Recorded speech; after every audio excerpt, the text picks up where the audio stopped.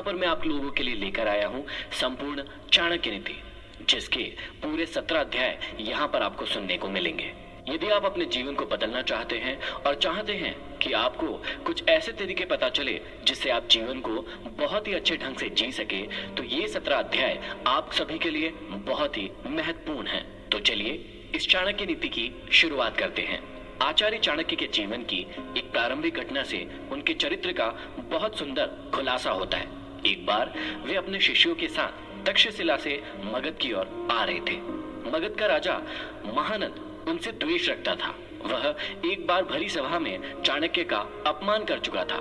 तभी से उन्होंने संकल्प लिया था कि वे मगध के सम्राट महानंद को पद से नीचे उतारकर ही अपनी शिखा में गांठ बांधेंगे। इसके लिए वे अपने सर्वाधिक प्रिय शिष्य चंद्रगुप्त को तैयार कर रहे थे। मगध पहुंचने के लिए वे सीधे मार्ग से ना जाकर एक अन्य उबड़ खाबड़ मार्ग से अपना सफर तय कर रहे थे। उस मार्ग में कांटे बहुत थे। तभी उनके पैरों में एक कांटा चुभ गया। वे क्रोध से भर उठे। तत्काल उन्होंने अपने शिष्यों से कहा, उखाड़ फेंको इन नागफनों को, एक भी शेष नहीं रहना चाहिए। उन्होंने तब उन कांटों को ही नहीं उखाड़ा, उन कांटों के वृक्षों की जड़ों में मही डाल दिया ताकि वे दोबारा न उग सके। इस प्रकार वे अपने शत्रु का समूल नाश करने पर ही विश्वास करते थे। वे दूसरों के बनाए गए मार्ग पर चलने में कभी भी विश्वास नहीं करते थे। वे अपने द्वारा बनाए गए मार्ग पर ही चलने में विश्वास करते थे। आशा करता हूँ इन अध्यायों को सुनने के बाद आप भी अपनी जिंदगी में अपने मार्ग खुद तैयार करें, अपने ऊपर विश्वास करें और अपनी जिंदगी में आगे बढ़े। तो चलिए प्रारंभ करते हैं। प्रथम अध्याय में श्री चाणक्य श्री विष्णु भगवान को नमन करते हुए समझाते हैं कि राजनीति में कभी कभी कुछ कर्म ऐसे दिखाई पड़ते हैं जिन्हें देखकर सोचना पड़ता है कि यह उचित हुआ या अनुचित, परंतु जिस अनीतिकारी से भी जन कल्याण होता हो अथवा धर्म का पक्ष प्रबल होता हो तो उस अनैतिक कार्य को भी नीति सम्मत ही माना जाएगा। उदाहरण के रूप में महाभारत के युद्ध में युधिष्ठिर द्वारा अश्वत्थामा की मृत्यु का उद्घोष करना यद्यपि नीति विरुद्ध था, पर नीति कुशल योगीराज कृष्ण ने इसे उचित माना था, क्योंकि वे गुरु द्रोणाचार्य के विकट संहार से अपनी सेना को बचाना चाहते थे। आगे चाणक्य समझाते हैं कि मूर्ख छात्रों को पढ़ाने से, दुष्ट स्त्री के पालन पोषण से और दुखियों के साथ संबंध रखने से बुद्धिमान व्यक्ति भी दुखी होता है। इसका मतलब यह नहीं है कि मूर्ख शिष्यों को कभी उचित उपदेश नहीं देना चाहिए।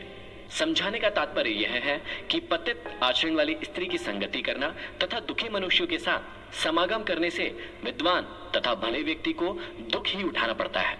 वास्तव में शिक्षा उसी इंसान को दी जानी चाहिए जो सुपात्र हो। जो व्यक्ति बताई गई बातों को ना समझे उसे परामर्श देने से कोई लाभ नहीं है। मूर्ख व्यक्ति को शिक्षा देकर अपना समय ही नष्ट किया जाता है। यदि बात दुखी व्यक्ति के साथ संबंध रखने की है तो दुखी व्यक्ति हर पल अपना ही रोना रोता रहता है। इससे विद्वान व्यक्ति की साधना और एकाग्रता भंग हो जाती है। आगे श्री चाणक्य हमें समझाते हैं कि दुष्ट स्त्री, छल करने वाला मित्र, पलटकर तीखा जवाब देने वाला नौकर तथा जिस घर में सांप रहता हो उस घर में निवास करने वाले गृह स्वामी की मौत में संशय ना करे, वह निश्चित ही मृत्यु को प्राप्त होगा। घर में यदि दुष्ट और दुष्चरित्र वाली पत्नी हो तो उस पति का जीना ना जीना बराबर ही है। वह अपमान और लज्जा के बोझ से एक तो वैसे ही मृतक के समान है, ऊपर से उसे सदैव यह भय भी बना रहेगा कि यह स्त्री अपने स्वार्थ के लिए कहीं उसे विष न दे दे। दूसरा, यदि उस गृह स्वामी का मित्र भी दगाबाज हो, धोखा देने वाला हो, तो ऐसा मित्र आस्तीन का सांप होता है।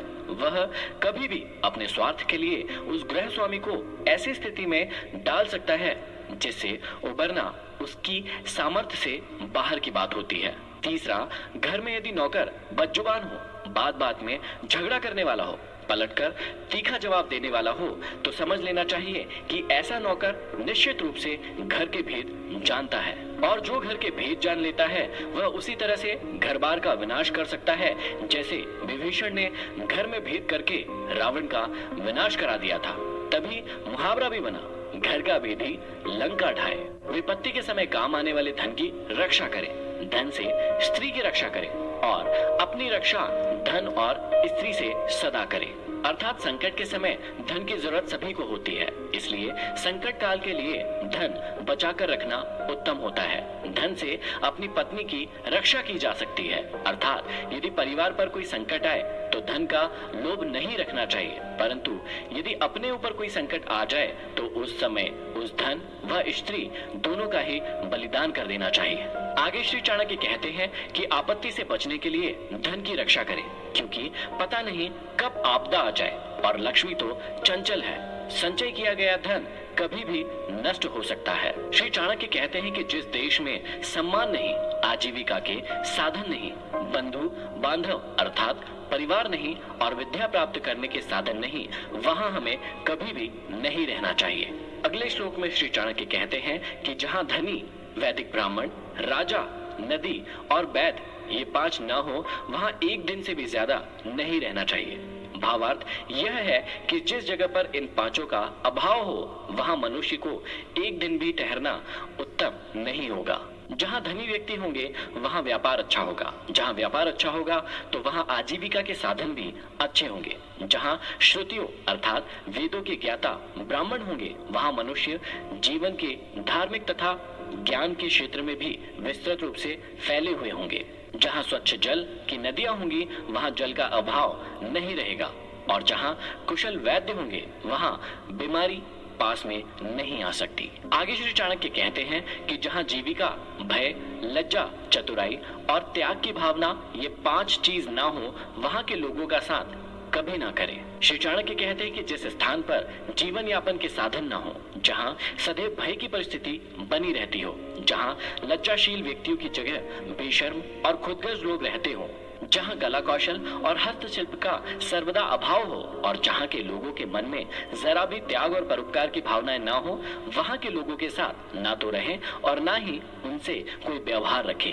श्री चाणक्य कहते हैं कि नौकरों को बाहर भेजने पर, भाई बंधुओं को संकट के समय तथा दोस्तों को विपरीत परिस्थितियों में और अपने स्त्री को धन के नष्ट हो जाने पर परखना चाहिए, अर्थात उनकी परीक्षा लेनी चाहिए। चाणक्य ने समय समय पर अपने सेवकों, भाई बंधुओं, मित्रों और अपनी स्त्री की परीक्षा लेने की बात कही है। समय आने पर ये लोग आपका किस प्रकार साथ देते हैं या देंगे, इसकी जांच उनके कार्यों से ही होती है। वास्तव में संसार में मनुष्य का संपर्क अपने सेवकों, मित्रों और अपने निकट रहने वाली अपनी पत्नी से होता है। यदि ये लोग छल करने लगे तो जीवन दुभर हो जाता है। इसलिए समय समय पर इनकी जांच करना जरूरी है कि कहीं ये आपको धोखा तो नहीं दे रहे हैं। आगे समझाते हैं कि बीमारी में, विपत्ति काल में, अकाल के समय, दुश्मनों से दुख पाने या आक्रमण होने पर, राज दरबार में और शमशान भूमि में जो साथ रहता है वही सच्चा भाई बंधु अथवा मित्र होता है। श्री चाणक्य समझाते हैं कि जो अपने निश्चित कर्मों तथा वस्तु का त्याग करके अनिश्चित की चिंता करता है, उसका अनिश्चित लक्ष्य तो नष्ट हो ही जाता है, निश्चित भी नष्ट हो जाता है। किसी ने सही कहा है, आदि को छोड़ सारी को धावे, आधी मिले न पूरी पावे। जो व्यक्ति अपने निश्चित लक्ष्य से भटक जाता है उसका कोई भी लक्ष्य पूरा नहीं हो पाता है। अर्थात भाव यही है कि आदमी को उन्हीं कार्यों में अपने हाथ डालना चाहिए जिन्हें वह पूरा करने की सामर्थ्य रखता हो। आगे श्री चाणक्य कहते हैं कि बुद्धिमान इंसान को अच्छे कुल में जन्म लेने वाली कुरूप कन्या से भी विवाह कर लेना चाहिए, परंतु अच्छे रूप वाली नीच कुल की कन्या से विवाह नहीं करना चाहिए, क्योंकि विवाह संबंध समान कुल में ही श्रेष्ठ होता है। लंबे नाखून वाले हिंसक पशु, नदियों, बड़े बड़े सिंग वाले पशुओं, शस्त्रधारियों, स्त्रियों और राज परिवारों का कभी भी विश्वास नहीं करना चाहिए। श्री चाणक्य कहते हैं कि पुरुषों की अपेक्षा स्त्रियों का भोजन दुगना, लज्जा चौगनी, साहस 6 गुना और काम 8 गुना अधिक होता है। इन बातों का हमेशा ध्यान रखना चाहिए। ये था भाग 1। अब हम सुनेंगे अगले एपिसोड में भाग 2। पिछले एपिसोड में आपने संपूर्ण चाणक्य नीति का पहला अध्याय सुना।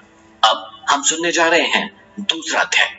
दूसरे अध्याय की शुरुआत में ही श्री चाणक्य कहते हैं कि झूठ बोलना, उतावलापन दिखाना, छल कपट, मूर्खता, अत्यधिक लालच करना, अशुद्धता और दयनीयता, ये सभी प्रकार के दोष स्त्रियों में स्वाभाविक रूप से मिलते हैं। स्त्रियों के विषय में चाणक्य की उपयुक्त धारणा का कारण क्या रहा था यह कहना तो कठिन है, परंतु सभी स्त्रियों में ये स्वाभाविक दुर्गुण हो यह संभव नहीं है।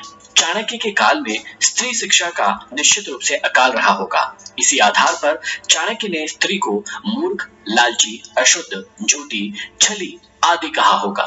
लेकिन दयाहीनता की भावना स्त्री का स्वाभाविक दोष नहीं माना जा सकता। चाणक्य कहते हैं कि भोजन करने तथा उसे अच्छी तरह से पचाने की शक्ति हो तथा अच्छा भोजन समय पर प्राप्त हो, प्रेम करने के लिए अर्थात रति सुख प्रदान करने वाली उत्तम स्त्री के साथ संसर्ग हो, खूब सारा धन और उस धन को दान करने का उत्साह हो, ये सभी सुख किसी तपस्या के फल के समान होते हैं, अर्थात कठिन साधना के बाद ही ये सुख प्राप्त होते हैं। आगे कहते हैं कि जिसका पुत्र आज्ञाकारी हो, स्त्री उसके अनुसार चलने वाली हो, अर्थात पतिव्रता हो, जो अपने पास धन से संतुष्ट रहता हो, उसका स्वर्ग यहीं पर है। और कहते हैं कि पुत्र वे ही हैं जो पिता भक्त है, पिता वही है जो अपने बच्चों का लालन पोषण करता है, मित्र वही है जिसमें पूर्ण विश्वास हो और स्त्री वही है जिससे परिवार में सुख शांति व्याप्त हो।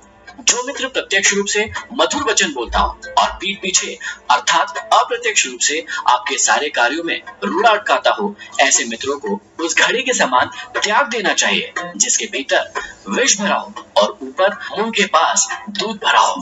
बुरे मित्रों पर और अपने मित्रों पर भी कभी विश्वास नहीं करना चाहिए, क्योंकि कभी नाराज होने पर संभवतः वह आपका विशिष्ट मित्र भी सारे रहस्यों को बाहर जाकर प्रकट कर सकता है। मन में विचारे गए कार्यों को कभी किसी के सामने नहीं करना चाहिए, अपितु उसे मंत्र की तरह रक्षित करके अपने मतलब सोचे हुए कार्य को करते रहना चाहिए। निश्चित रूप से मूर्खता दुखदायी है और यौवन भी दुख देने वाला है, परंतु कष्टों में भी बड़ा कष्ट दूसरों के घर पर रहना होता है। निश्चित रूप से मूर्ख व्यक्ति का समाज में कोई सम्मान नहीं है। विवेकहीन व्यक्ति को पग पग पर अपमानित होना पड़ता है और परिहास का पात्र बनना पड़ता है। इसी प्रकार यौवन के आने पर भी आदमी कभी कभी अपना विवेक और आपा खो बैठता है। जवानी में आदमी का जोश और उत्साह तो खूब बड़ा चढ़ा होता है, पर वह अपना होश भी खोए रहता है। उसमें अपनी शक्ति का अहम इस कदर बढ़ जाता है कि उसे अपने सामने वाला व्यक्ति तुच्छ दिखाई देने लगता है। चाणक्य का कहना है कि किसी को विवशता में जब दूसरे के घर पर निर्भर रहना पड़े तो उसका अपना वर्चस्व समाप्त हो जाता है, उसे दूसरों की कृपा पर निर्भर रहना पड़ता है, उसकी स्वाधीनता नष्ट हो जाती है और यही उसके दुखों का सबसे बड़ा कारण होता है। आगे चाणक्य कहते हैं कि हर एक पर्वत में मणि नहीं होती है और हर एक हाथी में मुक्तामणि नहीं होती है। साधु लोग सभी जगह नहीं मिलते और हर एक वन में चंदन के वृक्ष नहीं होते हैं। यहाँ हमें समझाते हुए कह रहे हैं कि अच्छी चीजें सभी जगह प्राप्त नहीं होती। पर्वत श्रृंखलाओं के मध्य खनिज पदार्थ भरे पड़े हैं, उनमें हीरे जवाहरातों की खदानें भी है, परंतु सभी पर्वतों में ये प्राप्त नहीं होते हैं। विशेष गुण वाली वस्तुओं को विशिष्ट स्थानों में ही खोजना पड़ता है। बुद्धिमान लोगों का कर्तव्य होता है कि वे अपनी संतान को अच्छे कार्य व्यापार में लगाए, क्योंकि नीति के जानकार व सद्व्यवहार वाले व्यक्ति ही कुल में सम्मानित होते हैं। चाणक्य कहते हैं कि जो माता पिता अपने बच्चों को नहीं पढ़ाते हैं वे उनके शत्रु होते हैं।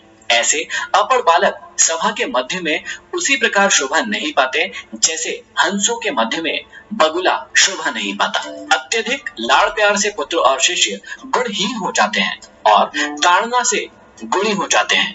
भाव यही है कि शिष्य और पुत्र को यदि ताड़ना का भय रहेगा तो वे कभी भी गलत मार्ग पर नहीं जाएंगे। आचार्य चाणक्य कहते हैं कि एक श्लोक, आधा श्लोक, श्लोक का एक चरण, उसका आधा अथवा एक अक्षर ही सही या आधा अक्षर प्रतिदिन जरूर पढ़ना चाहिए। कहने का अर्थ है कि शिक्षा से ही लोक व्यवहार का रहस्य प्रकट होता है, इसलिए हमें हमेशा पढ़ते रहना चाहिए। स्त्री का वियोग अपने लोगों से अनाचार, कर्ज का बंधन, दुष्ट राजा की सेवा, दरिद्रता और अपने प्रतिकूल स्वभाव, ये सभी अग्नि न होते हुए भी शरीर को जलाकर राख कर देते हैं।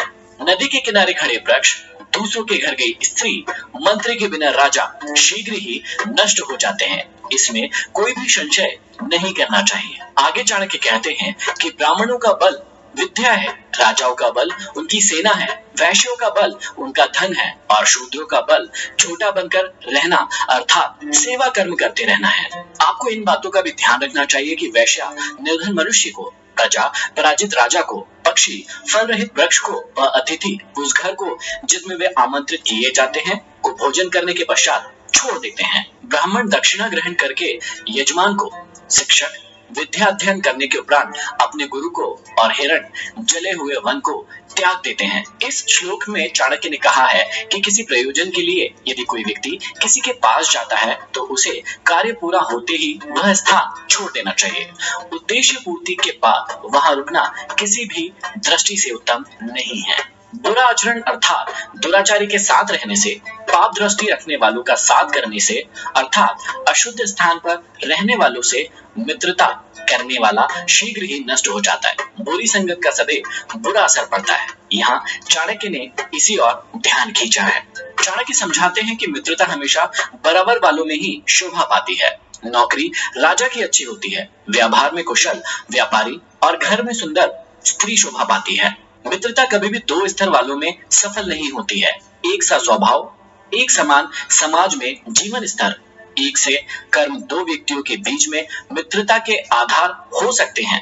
नौकरी हमेशा सरकारी अच्छी होती है क्योंकि इसमें स्थायित्व होता है। जो व्यापारी चतुर और व्यवहार कुशल होता है वह इस समाज में सम्मान का पात्र होता है और सुंदर स्त्री घर में ही शोभनीय होती है। ये आप सुन रहे थे चाणक्य नीति। ये है अध्याय 3। तीसरे अध्याय की शुरुआत में श्री चाणक्य कहते हैं कि दोष किसके कुल में नहीं है? ऐसा कौन है जिसे दुख ने नहीं सताया? अवगुण किसे नहीं है? सदैव सुखी कौन रहता है? यह संसार दुखों का सागर है। इस संसार में एक भी ऐसा व्यक्ति नहीं है जिसे दुख ना हुआ हो। सभी व्यक्तियों में कुछ न कुछ दुख, रोग एवं अवगुण अथवा कुछ न कुछ बुरी आदतें पाई जाती है। इस संसार में एक भी ऐसा व्यक्ति नहीं है जो सदैव सुखी रहता हो। हर इंसान को किसी न किसी तरह के संकटों का, दुखों का, रोगों का, बुरी आदतों का सामना करना ही पड़ता है। दुख और सुख तो साथ साथ लगे रहते हैं, जैसे दिन और रात। आगे श्री चाणक्य कहते हैं कि मनुष्य का चरित्र उसके खानदान को बताता है। भाषण अर्थात उसकी बोली से उसके देश का पता चलता है। विशेष आदर सत्कार से उसके प्रेम भाव का तथा उसके शरीर से उसके भोजन का पता चलता है। आगे श्री चाणक्य समझाते हैं कि कन्या का विवाह अच्छे कुल में करना चाहिए, पुत्र को विद्या के साथ जोड़ना चाहिए, दुश्मन को विपत्ति में डालना चाहिए और मित्र को अच्छे कार्यों में लगाना चाहिए। श्री चाणक्य समझाते हैं कि अपनी पुत्री का विवाह वर पक्ष के खानदान को अच्छी तरह परख कर ही करना चाहिए। वह अपने पुत्र को अच्छी और उच्च शिक्षा प्रदान करना चाहिए। यदि शत्रु निकट आ जाए तो उसे विपत्ति में डाल दे और अपने प्रिय मित्र को हमेशा अच्छे और महत्वपूर्ण कार्यों में लगा कर रखें।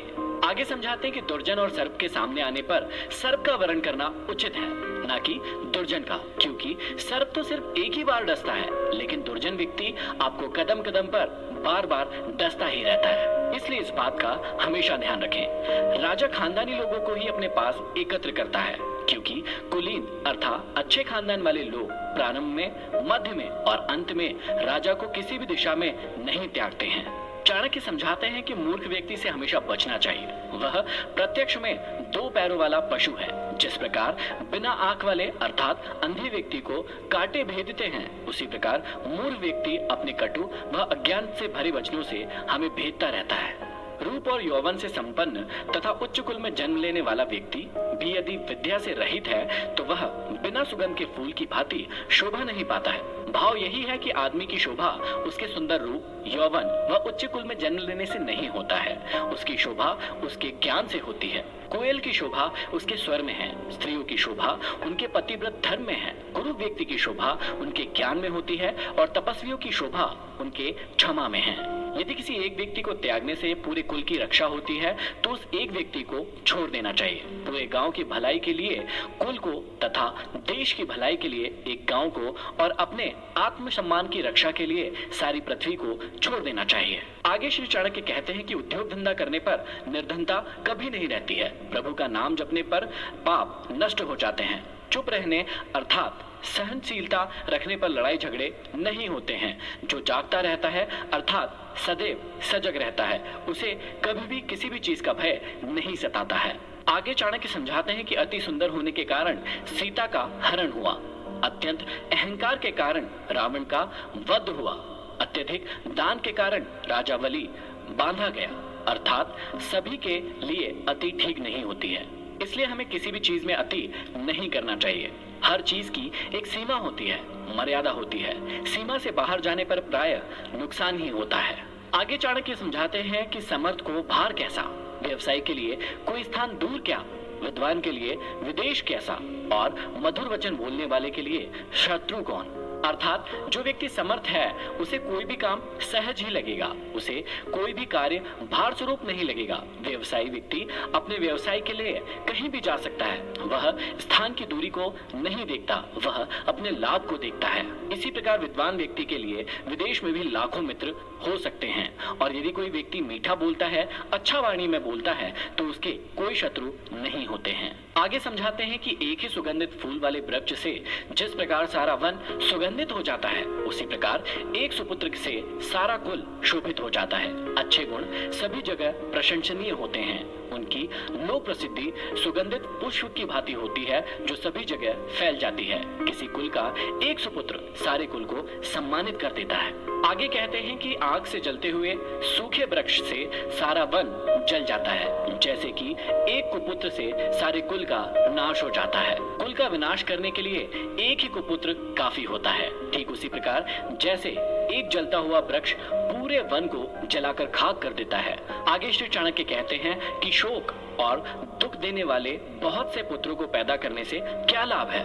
कुल को आश्रय देने वाला एक ही पुत्र सबसे अच्छा होता है। जैसे महाभारत में धृतराष्ट्र के 100 पुत्र थे, पर सभी ने उन्हें दुख ही पहुंचाया। वे सभी महाभारत युद्ध के कारण बने, जबकि 5 पांडवों ने धर्म के मार्ग पर चलकर विजय प्राप्त की और वंश का नाम सुशोभित किया। आगे समझाते हैं कि पुत्र से 5 वर्ष तक प्यार करना चाहिए, उसके बाद 10 वर्ष तक उसे दंड आदि देते हुए अच्छे कार्यों की ओर लगाना चाहिए। 16वां साल आने पर मित्र जैसा व्यवहार करना चाहिए। संसार में जो कुछ भी भला बुरा है उसका उसे ज्ञान कराना चाहिए। इस प्रकार एक पिता अपने पुत्र के जीवन को भली भांति संवार सकता है और उसे गलत मार्ग पर बढ़ने से रोक सकता है। आगे चाणक्य समझाते हैं कि देश में भयानक उपद्रव होने पर, शत्रु के आक्रमण के समय पर, भयानक अकाल के समय दुष्ट का साथ होने पर जो भाग जाते हैं वही जीवित रहता है। मतलब समझने का तात्पर्य यह है कि यदि ऐसी कंडीशन आपकी लाइफ में आती है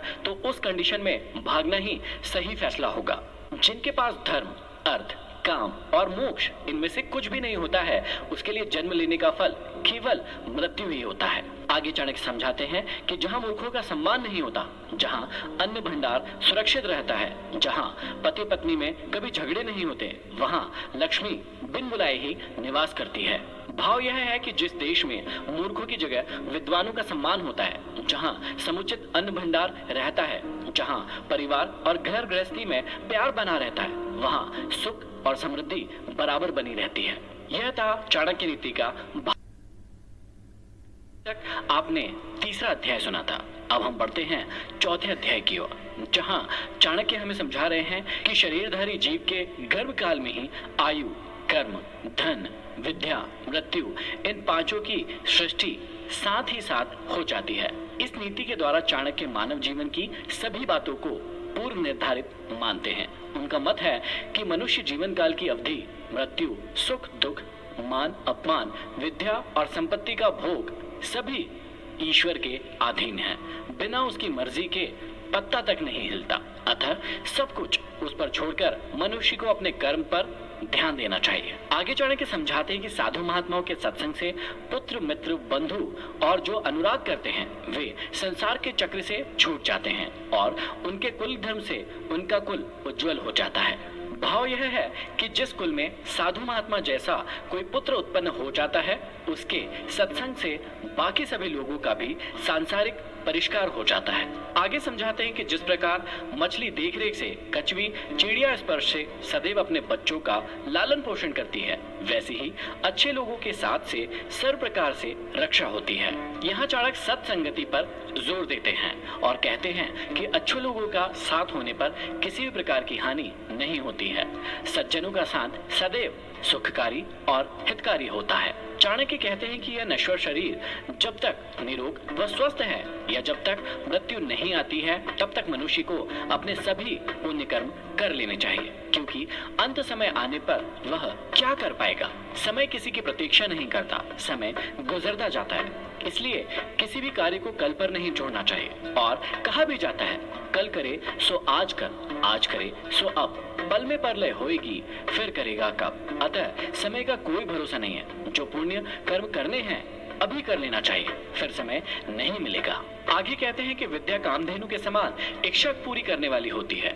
विद्या से सभी फल समय पर प्राप्त होते हैं। विदेश में विद्या माता के समान रक्षा करती है। विद्वानों ने विद्या को गुप्त धन कहा है, अर्थात विद्या वह धन है जो आपातकाल के समय काम आती है। इसका ना तो हरण किया जा सकता है और ना ही इसे कोई चुरा सकता है। विद्या सभी प्रकार से सुरक्षित और समय पड़ने पर रक्षा करने वाली है। इसे जितना दिया जाता है यह उतनी ही बढ़ती जाती है। आगे श्री चाणक्य एक बहुत ही कटु बात कहते हैं। वे कहते हैं कि बहुत बड़ी आयु वाले मूर्ख पुत्र की अपेक्षा पैदा होते ही जो मर गया वह अच्छा है, क्योंकि मरा हुआ पुत्र कुछ देर के लिए कष्ट देता है, परंतु मूर्ख पुत्र जीवन भर जलाता है।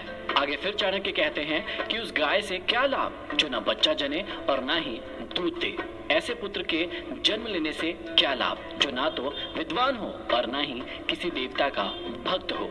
भाव यह है कि दूध देने वाली गाय के समान ही ऐसा पुत्र की कामना की गई है जो विद्वान भी हो और ईश्वर में आस्था रखने वाला भी हो। और ऐसे बच्चे सदैव सुख देने वाले और माँ बाप का नाम रोशन करने वाले होते हैं। आगे इस चाणक्य समझाते हैं कि राजा एक ही बार बोलते हैं, मतलब आज्ञा देते हैं। पंडित लोग किसी कर्म के लिए एक ही बार बोलते हैं, मतलब बार बार श्लोक नहीं पढ़ते हैं। और कन्याएं भी एक ही बार दी जाती है। ये तीन एक ही बार होने से विशेष महत्व रखती हैं।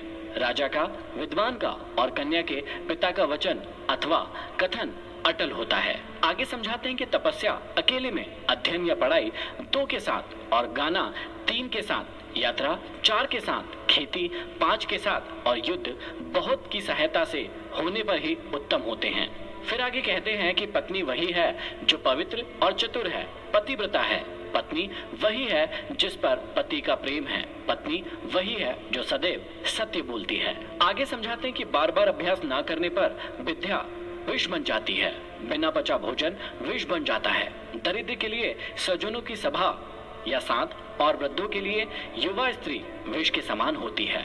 अभ्यास से ही शिक्षा अथवा विद्या का विकास होता है। जो भोजन पचता नहीं है वह शरीर पर कुप्रभाव डालता है। एक दरिद्र परिजन अपने ही लोगों को विष के समान दिखलाई पड़ता है। उन्हें वह भार स्वरूप दिखाई देने लगता है। यदि किसी वृद्ध को युवा स्त्री मिल जाए तो वह उसे संतुष्ट न करने की स्थिति में जहर दिखाई देने लगती है। प्रत्येक वस्तु का अपना उचित स्थान और महत्व होता है। आगे कहते हैं कि दयाहीन धर्म को छोड़ दो, विद्या विहीन गुरु को छोड़ दो, झगड़ालू और क्रोधी स्त्री को छोड़ दो और स्नेह विहीन बंधु बांधवों को छोड़ दो। भाव यह है कि ऐसे धर्म को कभी नहीं अपनाना चाहिए जिसमें प्राणी मात्र के लिए दया भाव ना हो।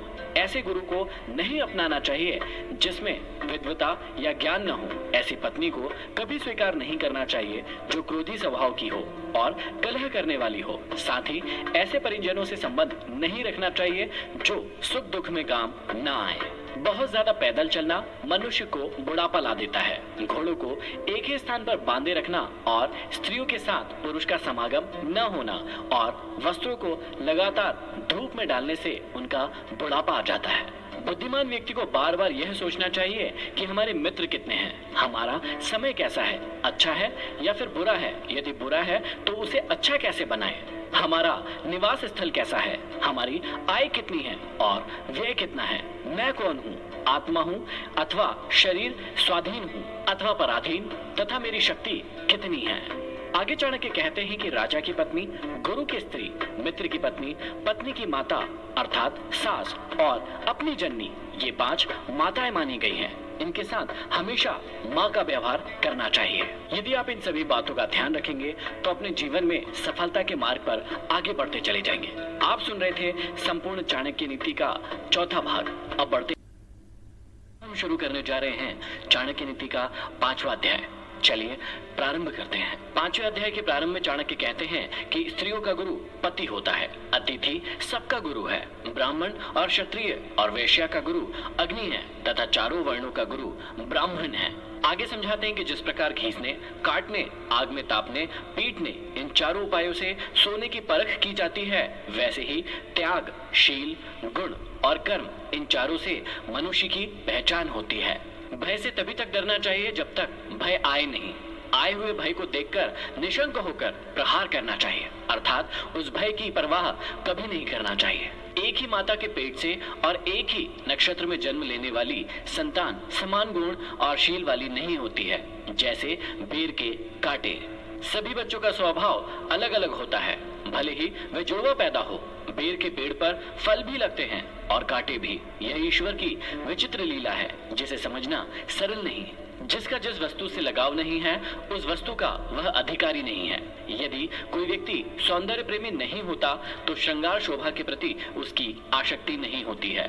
मूर्ख व्यक्ति प्रिय और मधुर वचन नहीं बोल पाता और स्पष्ट वक्ता कभी धोखेबाज या धूर्त या मक्कार नहीं होता है। साफ साफ बोलने वाला कड़वा जरूर होता है, पर वह धोखेबाज नहीं होता है। मूर्खों के पंडित, दरिद्रों के धनी, विधवाओं की सुहागिनें और वैश्याओं की कुलधन रखने वाली पतिव्रता स्त्रियां शत्रु के समान होती है। यह सांसारिक नियम है कि मूर्ख व्यक्ति पंडितों से ईर्ष्या करते हैं, निर्धन व्यक्ति धनिकों से ईर्ष्या करते हैं। वैश्याएं धर्म का पालन करने वाली पतिव्रता स्त्री से ईर्ष्या करती है और विधवाएं सुहागिनों को देखकर अपने भाग्य को कोसती रहती है। यह एक स्वाभाविक प्रक्रिया है।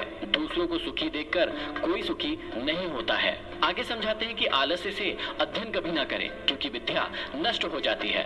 दूसरे के पास गई स्त्री बीज की कमी से खेती और सेनापति न होने से सेना नष्ट हो जाती है। आगे चाणक्य समझाते हैं कि विद्या अभ्यास से आती है। सुशील स्वभाव से कुल का बड़प्पन होता है। श्रेष्ठत्व की पहचान गुणों से होती है और क्रोध का पता आंखों से लगता है। धर्म की रक्षा धन से होती है। विद्या की रक्षा निरंतर साधना से होती है। राजा की रक्षा मृदु स्वभाव से और पतिव्रता स्त्रियों से घर की रक्षा होती है। ऐसा कहने वाले कि वेद और पंडित व्यर्थ है, शास्त्रों का ज्ञान व्यर्थ है, ऐसे कहने वाले स्वयं ही व्यर्थ होते हैं। इनकी ईर्ष्या और दुख भी व्यर्थ होता है। वे व्यर्थ में दुखी होते रहते हैं, जबकि वेदों और शास्त्रों का ज्ञान कभी भी व्यर्थ नहीं होता है। आगे कहते हैं कि दरिद्रता का नाश दान से, दुर्गति का नाश शालीनता से, मूर्खता का नाश सद्बुद्धि से और भय का नाश अच्छी भावना से होता है। काम वासना के समान दूसरा कोई रोग नहीं, मोह के समान शत्रु नहीं, क्रोध के समान आग नहीं और ज्ञान से बढ़कर सुख नहीं।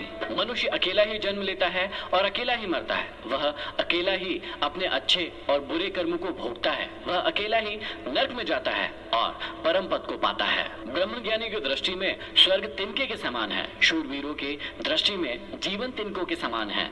इंद्रजीत के लिए स्त्री तिनके के समान है और जिसे किसी भी वस्तु की कामना नहीं है, उसकी दृष्टि में यह सारा संसार तिनके के समान है। उसे सारा संसार क्षणभंगुर दिखाई देता है। वह तत्वज्ञानी हो जाता है। विदेश में विद्या ही मित्र होती है, घर में पत्नी ही मित्र होती है। रोगियों के लिए औषधि मित्र है और मरते हुए व्यक्ति का मित्र धर्म होता है, अर्थात उसके सत्कर्म होते हैं। इसलिए विद्या, पतिव्रता, विदुषी स्त्री, रोग के समय उचित औषधि और मृत्यु काल निकट आने पर व्यक्ति के सत्कर्म ही उसका साथ देते हैं। इसी प्रकार आगे समझाते हैं कि समुद्र में बरसात का होना व्यर्थ है, तृप्त व्यक्ति को भोजन कराना व्यर्थ है, धनिक को दान देना व्यर्थ है और दिन में दीपक जलाना व्यर्थ है। चाणक्य कहते हैं कि बादल के जल के समान कोई दूसरा जल नहीं होता, आत्मबल के समान कोई दूसरा बल नहीं होता, अपनी आंखों के समान कोई दूसरा प्रकाश नहीं है और अन्न के समान दूसरा प्रिय पदार्थ नहीं होता। निर्धन लोग धन चाहते हैं,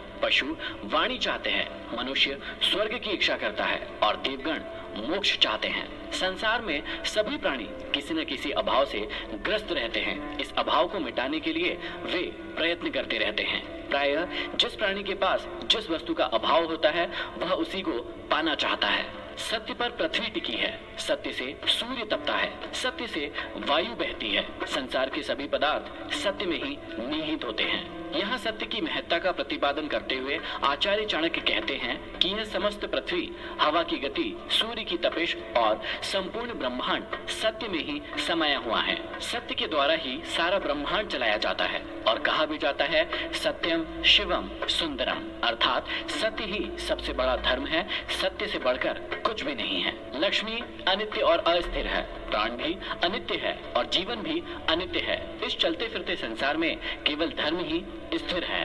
पुरुषों में नाई धूर्त होता है, पक्षियों में कौवा, पशुओं में गीधड़ और स्त्रियों में मालिन धूर्त होती है। ये चारों सदैव दूसरों के कार्य को बिगाड़ने वाले होते हैं। मनुष्य को जन्म देने वाला, यज्ञोपवीत संस्कार कराने वाला पुरोहित, विद्या देने वाला आचार्य, अन्न देने वाला, भय से मुक्ति दिलाने वाला अथवा रक्षा करने वाला, ये 5 पिता कहे गए हैं। अतः समाज में इन्हें पिता अर्थात पालन करने वाला उच्च स्थान दिया गया है। यहाँ पर समाप्त होता है 5वां अध्याय। अब हम बढ़ेंगे 6वें अध्याय की ओर। आप तक अपने चाणक्य नीति के 5 अध्याय सुने। अब हम शुरू करने जा रहे हैं 6वां अध्याय। तो चलिए आरंभ करते हैं। 6वें अध्याय के आरंभ में श्री चाणक्य हमें समझाते हैं कि मनुष्य शास्त्रों को पढ़कर धर्म को जानता है और मूर्खता को त्याग कर ज्ञान की प्राप्ति करता है तथा शास्त्रों को सुनकर मोक्ष प्राप्त करता है।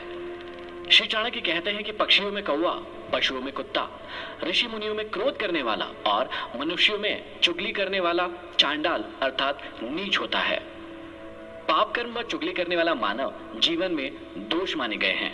इन्हें करने वाला मनुष्य ऋषि मुनि होने पर भी चांडाल होता है, जैसा पक्षियों में कौवा और पशुओं में कुत्ते को नीच माना गया है।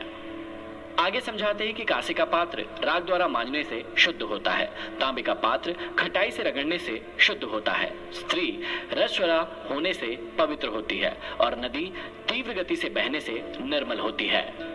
प्रजा की रक्षा के लिए भ्रमण करने वाला राजा सम्मानित होता है, भ्रमण करने वाला योगी और ब्राह्मण सम्मानित होता है, किंतु इधर उधर घूमने वाली स्त्री भ्रष्ट होकर नष्ट हो जाती है। जिसके पास धन होता है उसके अनेक मित्र होते हैं, उसी के अनेक बंधु बांधव भी होते हैं, वही पुरुष कहलाता है और वही पंडित कहलाता है। धन का महत्व इतना बड़ा है कि जिसके पास यह होता है वह उसे ही महापुरुष, पंडित मतलब विद्वान और सबका हितैषी मानने लगते हैं। आगे समझाते हैं कि जैसी काबिलियत होती है वैसी ही बुद्धि हो जाती है, उद्योग धंधे भी वैसे ही हो जाते हैं और सहायक भी वैसे ही मिल जाते हैं। काल अर्थात समय या मृत्यु ही पंचभूतों पृथ्वी, जल, वायु, अग्नि और आकाश को पचाता है और सब प्राणियों का संहार भी काल ही करता है। काल की सीमा को निश्चय ही कोई भी लांघ नहीं सकता, काल की गति को कोई रोक नहीं सकता। समय चक्र में आकर सभी को एक न एक दिन नष्ट होना ही पड़ता है। आगे समझाते हैं कि जन्म से अंधे व्यक्ति को कुछ दिखाई नहीं देता, काम में आसक्त व्यक्ति को भला बुरा को सुझाई नहीं देता, मत से मतवाला बना व्यक्ति या प्राणी कुछ सोच नहीं पाता और अपनी जरूरत को सिद्ध करने वाला दोष नहीं दिखा करता। धन और शक्ति के अहंकार से भरा व्यक्ति अपना विवेक खो बैठता है, उसे केवल अपना स्वार्थ ही सर्वोपरि दिखाई देता है। उसकी दशा उस अंधे के समान होती है जो जन्म से अंधा होता है। जीव स्वयं ही नाना प्रकार के अच्छे बुरे कर्म करता है, उसका फल भी स्वयं ही भोगता है। वह संसार की मोह माया में फंसता है और स्वयं ही इसे त्यागता भी है। आगे समझाता है कि राजा अपनी प्रजा के द्वारा किए गए पाप को, पुरोहित राजा के पाप को, पति अपनी पत्नी के द्वारा किए गए पाप को और गुरु अपने शिष्य के पाप को भोगता है। राजा का कर्तव्य है कि वह अपनी प्रजा को पाप कर्म की ओर न बढ़ने दे। पुरोहित अथवा मंत्री का कर्तव्य है कि वह राजा को पाप की ओर प्रवृत्त न होने दे और इसी प्रकार पति का कर्तव्य है कि वह अपनी पत्नी को गलत राह पर न जाने दे तथा गुरु का कर्तव्य है कि वह अपने शिष्य को पाप कर्म न करने दे। यदि वे ऐसा नहीं करते हैं तो राजा को प्रजा, पुरोहित को राजा, पति को पत्नी का और गुरु को अपने शिष्य का पाप स्वयं ही भुगतना पड़ता है। आगे कहते हैं कि जो पिता अपनी संतान पर अपना कर्ज छोड़कर जाता है वह शत्रु के समान है। जो माता पतन के मार्ग पर चल रही है वह संतान के लिए शत्रु है। जो स्त्री सुंदर है उसकी रक्षा में पति को बहुत कठिनाई झेलनी पड़ती है क्योंकि सभी की दृष्टि उस पर रहती है और यदि संतान मूर्ख हो तो वह माता पिता के लिए शत्रु से कम नहीं होता है। आगे समझाते हैं कि लोभी व्यक्ति धन का लालची होता है, अहंकारी व्यक्ति अपने अहंकार की संतुष्टि चाहता है, उसे नम्रता से वश में करना चाहिए। मूर्ख व्यक्ति की इच्छा अनुसार कार्य करके उसे बहला फुसलाकर वश में करना चाहिए और विद्वान व्यक्ति के सम्मुख कभी झूठ नहीं बोलना चाहिए, उसे सच्चाई से ही वश में करना चाहिए। बिना राज्य के रहना उत्तम है परंतु दुष्ट राजा के राज्य में रहना अच्छी बात नहीं है। बिना मित्र के रहना अच्छा है, किंतु दुष्ट मित्र के साथ रहना उचित नहीं है। बिना शिष्य के रहना ठीक है, परंतु नीच शिष्य को ग्रहण करना ठीक नहीं है। बिना स्त्री के रहना उचित है, किंतु दुष्ट और उल्टा स्त्री के साथ रहना उचित नहीं है। आगे चाणक्य समझाते हैं कि शेर और बगुले से 1-1, गधे से 3, मुर्गों से 4, कौवे से 5 और कुत्तों से 6 गुण हमेशा किसी भी मनुष्य को सीखने चाहिए। इन्हें समझाते हुए कहते हैं कि काम छोटा हो या बड़ा, उसे एक बार हाथ में लेने के बाद कभी नहीं छोड़ना चाहिए। उसे पूरी लगन और सामर्थ्य के साथ करना चाहिए। जैसे शेर पकड़े हुए शिकार को कदापि नहीं छोड़ता, शेर का यह गुण हमें अवश्य लेना चाहिए। अर्थात मनुष्य जो भी काम करे उसे पूरी शक्ति और लगन के साथ करे, पूरा साहस और सामर्थ्य लगा दे। कार्य करते समय इन बातों को न देखे कि कार्य बहुत छोटा है, उसे तो बस हम यूं ही कर लेंगे। यह अवस्था आलस्य की होती है। शेर को जब हमला चाहे हाथी पर करना हो या फिर किसी हिरण पर करना हो, वह एक से आक्रामक मुद्रा बनाकर एक से साहस और वीरता के साथ हमला करता है। आगे कहते हैं कि सफल व्यक्ति वही है जो बगलों के समान अपनी संपूर्ण इंद्रियों को संयम में रखकर अपना शिकार करता है। उसी के अनुसार देश, काल और अपनी सामर्थ्य को अच्छी प्रकार से समझकर अपने सभी कार्यों को करना चाहिए। हमें बगुले से यह एक गुण ग्रहण करना चाहिए, अर्थात एकाग्रता के साथ अपना कार्य करें तो सफलता अवश्य प्राप्त होगी। अर्थात कार्य को करते वक्त अपना सारा ध्यान उसी कार्य की ओर लगाना चाहिए, तभी सफलता मिलेगी। बगुला वही ध्यान लगाकर बैठता है जहां मछली मिलने की आशा होती है, अन्यथा उड़कर दूसरी जगह चला जाता है। आगे समझाते हैं कि अत्यंत थक जाने के बाद भी बोझ को ढोना, ठंडे गर्म का विचार ना करना, सदा संतोष पूर्वक विचरण करना, ये 3 बातें हमें गधे से हमेशा सीखनी चाहिए। बुद्धिमान व्यक्ति को कभी भी अपने कर्तव्यों से विमुख नहीं होना चाहिए। उसे अपने कार्य को बोझ नहीं समझना चाहिए, ऋतुओं के प्रभाव को भी अनदेखा कर देना चाहिए और संतोष के साथ अपने कार्यों को करते रहना चाहिए। ये 3 गुण गधे में पाए जाते हैं जो हमें अपनी जिंदगी में सीखना चाहिए। आगे समझाते हैं कि ब्रह्म मुहूर्त में जागना, रण में पीछे ना हटना, बंधुओं में किसी वस्तु का बराबर भाग करना और स्वयं चढ़ाई करके किसी से अपने भक्ष को छीन लेना, ये चारों बातें हमें मुर्गे से सीखनी चाहिए। वह सुबह उठकर बांग देता है, दूसरे मुर्गों से लड़ते हुए कभी पीछे नहीं हटता। वह अपने खाद्य पदार्थों को अपने चूजों में साथ बांटकर खाता है और अपनी मुर्गी को समागम में संतुष्ट रखता है। आगे चाणक्य कौवे के 5 गुण समझाते हैं। कहते हैं कि संभोग हमेशा गुप्त में करना चाहिए, छिपकर चलना चाहिए, समय समय पर सभी इच्छाएं वस्तुओं का संग्रह करना चाहिए, सभी कार्यों में सावधानी रखनी चाहिए और किसी पर जल्दी विश्वास नहीं करना चाहिए। ये 5 बातें कौवे से हमें जरूर सीखनी चाहिए। अब बताते हैं कुत्ते के 6 गुण। बहुत भोजन करने की शक्ति रखने पर भी थोड़े भोजन में ही संतुष्ट हो जाए, अच्छी नींद सोए, परंतु जरा से खटके पर ही जाग जाए, अपने रक्षक से प्रेम करे और शुद्धता दिखाए। इन 6 गुणों को हमें कुत्तों से सीखना चाहिए। यदि आप इन सभी गुणों को अपनी जिंदगी में उतारेंगे तो आपको सफलता अवश्य मिलेगी। यह था भाग 6। अब हम बढ़ते हैं भाग 7 की ओर। अभी तक आपने सुने हैं 6 अध्याय। अब शुरू करते हैं 7वां अध्याय। 7वें अध्याय की शुरुआत में श्री चाणक्य कहते हैं कि बुद्धिमान पुरुष धन के नाश को, मन के संताप को, गृहिणी के दोषों को, किसी धूर्त के द्वारा ठगे जाने को और अपमान को किसी को नहीं बताते हैं। यह मनुष्य की सहनशीलता की ओर इशारा करते हुए कहा है कि बुद्धिमान व्यक्ति वही है जो अपने परिवार के नुकसानों को और दोषों को छिपाकर सहन कर लेता है, क्योंकि उसका प्रदर्शन करने से केवल जगहसाई ही होती है। ऐसी बातों को कभी भी अन्य व्यक्तियों के सामने उजागर नहीं करना चाहिए। चाणक्य का मानना है कि कई बार संकोच की प्रवृत्ति के कारण मनुष्य को हानि उठानी पड़ती है। मनुष्य के लिए यह जरूरी है कि किसी भी आर्थिक व्यवहार में उसे लिखा पढ़ी कर लेनी चाहिए, इसमें उसे जरा भी संकोच नहीं करना चाहिए। इसके अलावा विद्या लेते समय, भोजन करते समय कभी भी संकोच नहीं करना चाहिए। आगे समझाते हैं कि संतोष से सर्वश्रेष्ठ सुख की प्राप्ति होती है। याचक दीनता प्रकट करता है, धनी गर्व करता है तथा और अधिक की इच्छा करता है। जिसका धन नष्ट हो गया हो वह शोक करता है, पर जो संतोषी है वह सुखी रहता है। आगे समझाते हैं कि अपनी स्त्री, भोजन और धन, इन 3 चीजों में संतोष रखना चाहिए और विद्या, अध्ययन, तप और दान करने में कभी भी संतोष नहीं करना चाहिए। जीवन में सजगता बहुत जरूरी है। इसलिए चाणक्य का कहना है कि दो ब्राह्मणों के बीच से गुजरने का अर्थ यही है कि आप उनके वाद विवाद में विघ्न डाल रहे हैं, अतः कभी उनके बीच से होकर ना निकले। ब्राह्मण और अग्नि के बीच से गुजरने का अर्थ यही है कि आप उनके अग्निहोत्र में विघ्न डाल रहे हैं। पति पत्नी तथा स्वामी और सेवक के बीच जब वार्तालाप चल रहा हो तब बीच में घुसकर आप उनकी बातों में विघ्न डालते हैं।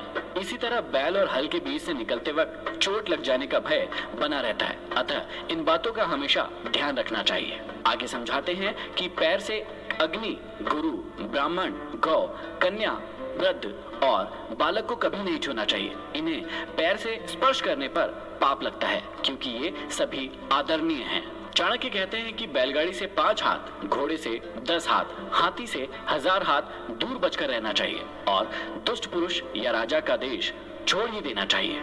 यहाँ वो ये समझाना चाहते हैं कि जो जितना अधिक दुष्ट है उससे उसी अनुपात में दूरी रखते हुए जीवन यापन करना अच्छा होता है। आगे समझाते हैं कि हाथी को अंकुश से, घोड़े को चाबुक से, सींग वाले बैल को डंडे से और दुष्ट व्यक्ति को वश करने के लिए हाथ में तलवार लेना आवश्यक है। आचार्य चाणक्य के अनुसार दुष्ट व्यक्ति को आसानी से ना तो वश में किया जा सकता है और ना ही उसे सुधारा जा सकता है। ऐसे व्यक्ति को ठीक करने के लिए कभी कभी उसे तलवार से चोट पहुंचानी पड़ती है और कभी कभी उसे खत्म भी करना पड़ता है। आगे चाणक्य कहते हैं कि ब्राह्मण भोजन से संतुष्ट होते हैं, मोर बादलों के गरजने से, साधु लोग दूसरों की समृद्धि देखकर और दुष्ट लोग दूसरों पर विपत्ति आई देखकर प्रसन्न होते हैं। आगे समझाते हैं कि अपने से शक्तिशाली शत्रु को विनय पूर्वक उसके अनुसार चलकर, दुर्बल शत्रु पर अपना प्रभाव डालकर और समान बल वाले शत्रु को अपनी शक्ति से या फिर विनम्रता से जैसा अवसर हो उसी के अनुसार व्यवहार करके अपने वश में करना चाहिए। शत्रु से व्यवहार करते समय इस बात की ओर इशारा किया है कि शत्रु से व्यवहार करने से पूर्व उसकी शक्ति और सामर्थ्य का पूर्व अनुमान लगा लेना चाहिए। राजा की शक्ति उसके बाहुबल में, ब्राह्मण की शक्ति उसके तत्व ज्ञान में और स्त्रियों की उनके सौंदर्य तथा माधुर्य में होती है। संसार में अत्यंत सरल और सीधा होना भी ठीक नहीं है। वन में जाकर देखो कि सीधे वृक्ष को ही पहले काटा जाता है और टेढ़े मेढ़े वृक्षों को छोड़ दिया जाता है। इस बात में जीवन की सच्चाई की ओर संकेत किया है। सीधापन आदमी की कमजोरी का परिचायक माना जाता है। उसे हर कोई सताने लगता है, परंतु टेढ़े स्वभाव के दुष्ट व्यक्तियों से कोई भी उलझना नहीं चाहता। सभी उनसे बचना चाहते हैं। जिस सरोवर में जल रहता है हंस वही रहते हैं और सूखे सरोवर को छोड़ देते हैं। मनुष्य को ऐसे हंसों के समान नहीं होना चाहिए कि बार बार स्थान बदले। चाणक्य का मत है कि मनुष्य के लिए अपना स्वार्थ ही प्रमुख नहीं होना चाहिए। जैसे स्थान विशेष से एक बार नाता जोड़ लिया जाए तो उसे कठिनाई आने पर भी नहीं छोड़ना चाहिए। कमाए हुए धन का दान करते रहना ही उसकी रक्षा है। जैसे तालाब के पानी का बहते रहना ही उत्तम है। तालाब का पानी एक ही स्थान पर रुका रहेगा तो वह सड़ जाएगा। संसार में जिसके पास धन है उसी के सब मित्र होते हैं, उसी के सब बंधु बांधव होते हैं। वही श्रेष्ठ पुरुषों की गिनती में गिना जाता है और वही ठाट बाट से जीवन जीता है। चाणक्य कहते हैं कि धन के बिना कोई भी कार्य नहीं चलता है। धन परमात्मा तो नहीं है, परंतु उसका छोटा भाई अवश्य है। जिसके पास धन है वही कुलीन है, विद्वान है, शास्त्र यज्ञ है, गुणी है, वक्ता है। धन कमाओ मगर ईमानदारी से कमाओ। अत्यंत क्रोध करना, कड़वी वाणी बोलना, दरिद्रता और अपने सगे संबंधियों से वैर विरोध करना, नीच पुरुष का संग करना, छोटे कुल के व्यक्तियों की नौकरी अथवा सेवा करना, ये 6 दुर्गुण ऐसे हैं जिनसे युक्त मनुष्य को पृथ्वी लोक में ही नरक के दुखों का आभास होता है। मनुष्य यदि सिंह की मांद के पास जाता है तो गजमोती पाता है और यदि सियार की मांद के पास जाता है तो बछड़ी की पूंछ और गधे के चमड़े का टुकड़ा पाता है। भाव यह है कि बड़े लोगों के पास जाने से धन संपत्ति और ऐश्वर्य प्राप्त होता है और छोटे तथा नीच लोगों की संगति करने से सिवाय दुख के और कुछ भी प्राप्त नहीं होता है। आगे चाणक्य कहते हैं कि बोलचाल अथवा वाणी में पवित्रता, मन की स्वच्छता और यहाँ तक कि इंद्रियों को वश में रखकर पवित्र रखने का भी कोई महत्व नहीं होगा जब तक कि मनुष्य के मन में जीवन मात्र के लिए दया की भावना उत्पन्न नहीं होती है। आगे चाणक्य समझाते हैं कि जिस प्रकार फूल में गंध तिलों में तिल, लकड़ी में आग, दूध में घी, गन्ने में मिठास आदि दिखाई न देने पर भी विद्यमान रहते हैं। उसी प्रकार मनुष्य के शरीर में दिखाई न देने वाली आत्मा निवास करती है। यह रहस्य ऐसा है, इसे विवेक से ही समझा जा सकता है। मनुष्य को चाहिए कि वह इस रहस्य को समझने का प्रयास करे। वह शरीर न होकर आत्मा है। आत्मरूपी तत्व इस देह में उसी प्रकार विद्यमान रहती है जिस तरह फूलों में गंध, तिलों में तेल और लकड़ी में अग्नि तथा गन्ने में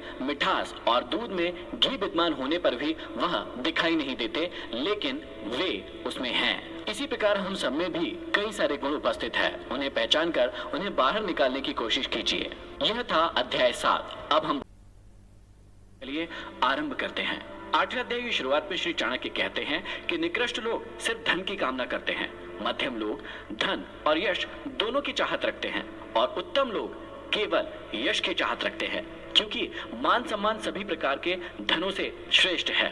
जिस जीवन में मनुष्य को मान सम्मान नहीं मिलता है, वह जीवन धन से भरपूर होने पर भी व्यर्थ है। धन नष्ट हो जाता है, परंतु आदमी का यश उसके मरने के बाद भी अमर रहता है। आगे समझाते हैं कि दीपक का प्रकाश अंधकार को खा जाता है और कालिक को पैदा करता है। उसी तरह मनुष्य सदैव जैसा अन्न खाता है, वैसी ही उसकी संतान होती है। यदि मनुष्य गलत तरीकों से कमाए गए धन का अन्न खाता है, तो उसकी संतान भी उसी तरह के गलत कर्मों में लग जाएगी। और यदि आदमी ईमानदारी से कमाए गए अन्न को खाता है, तो उसकी संतान भी ईमानदार होगी। इसलिए परिश्रम और ईमानदारी से प्राप्त अन्न खाना ही श्रेष्ठ होता है। आगे समझाते हैं कि हे बुद्धिमान पुरुष, धन गुणवानों को ही दे, अन्य को नहीं। देखो, समुद्र का जल मेघों के मुंह में जाकर सदैव मीठा हो जाता है और पृथ्वी के चर अचर जीवों को जीवन दान देकर भी कई करोड़ गुना होकर फिर से समुद्र में चला जाता है। दान की महिमा अपरंपार है, परंतु दान उसी को देना चाहिए जो सुपात्र हो। सुपात्र के पास जाने से दान दी गई वस्तु अथवा धन का समुचित उपयोग होगा। दुष्ट के पास जाकर दान की गई वस्तु का उपयोग स्वार्थ से प्रेरित होकर ही हो पाता है। मेघों के पास जाकर समुद्र का खारा पानी भी मीठा हो जाता है और करोड़ों जीवों की प्यास को बुझाता है और फिर से सागर में मिल जाता है। आगे समझाते हैं कि तेल लगाने पर, चिता का धुआं लगने पर, स्त्री संभोग करने पर, बाल कटवाने पर मनुष्य तब तक चांडाल अथवा अशुद्ध बना रहता है जब तक कि वह स्नान नहीं कर लेता। इसलिए हमेशा ध्यान रखें कि इन चीजों के बाद हमेशा सबसे पहले स्नान करें। अपच होने पर पानी दवा है, पचने पर बल देने वाला है। भोजन के समय थोड़ा थोड़ा जल अमृत के समान है और भोजन के अंत में जहर के समान फल देता है।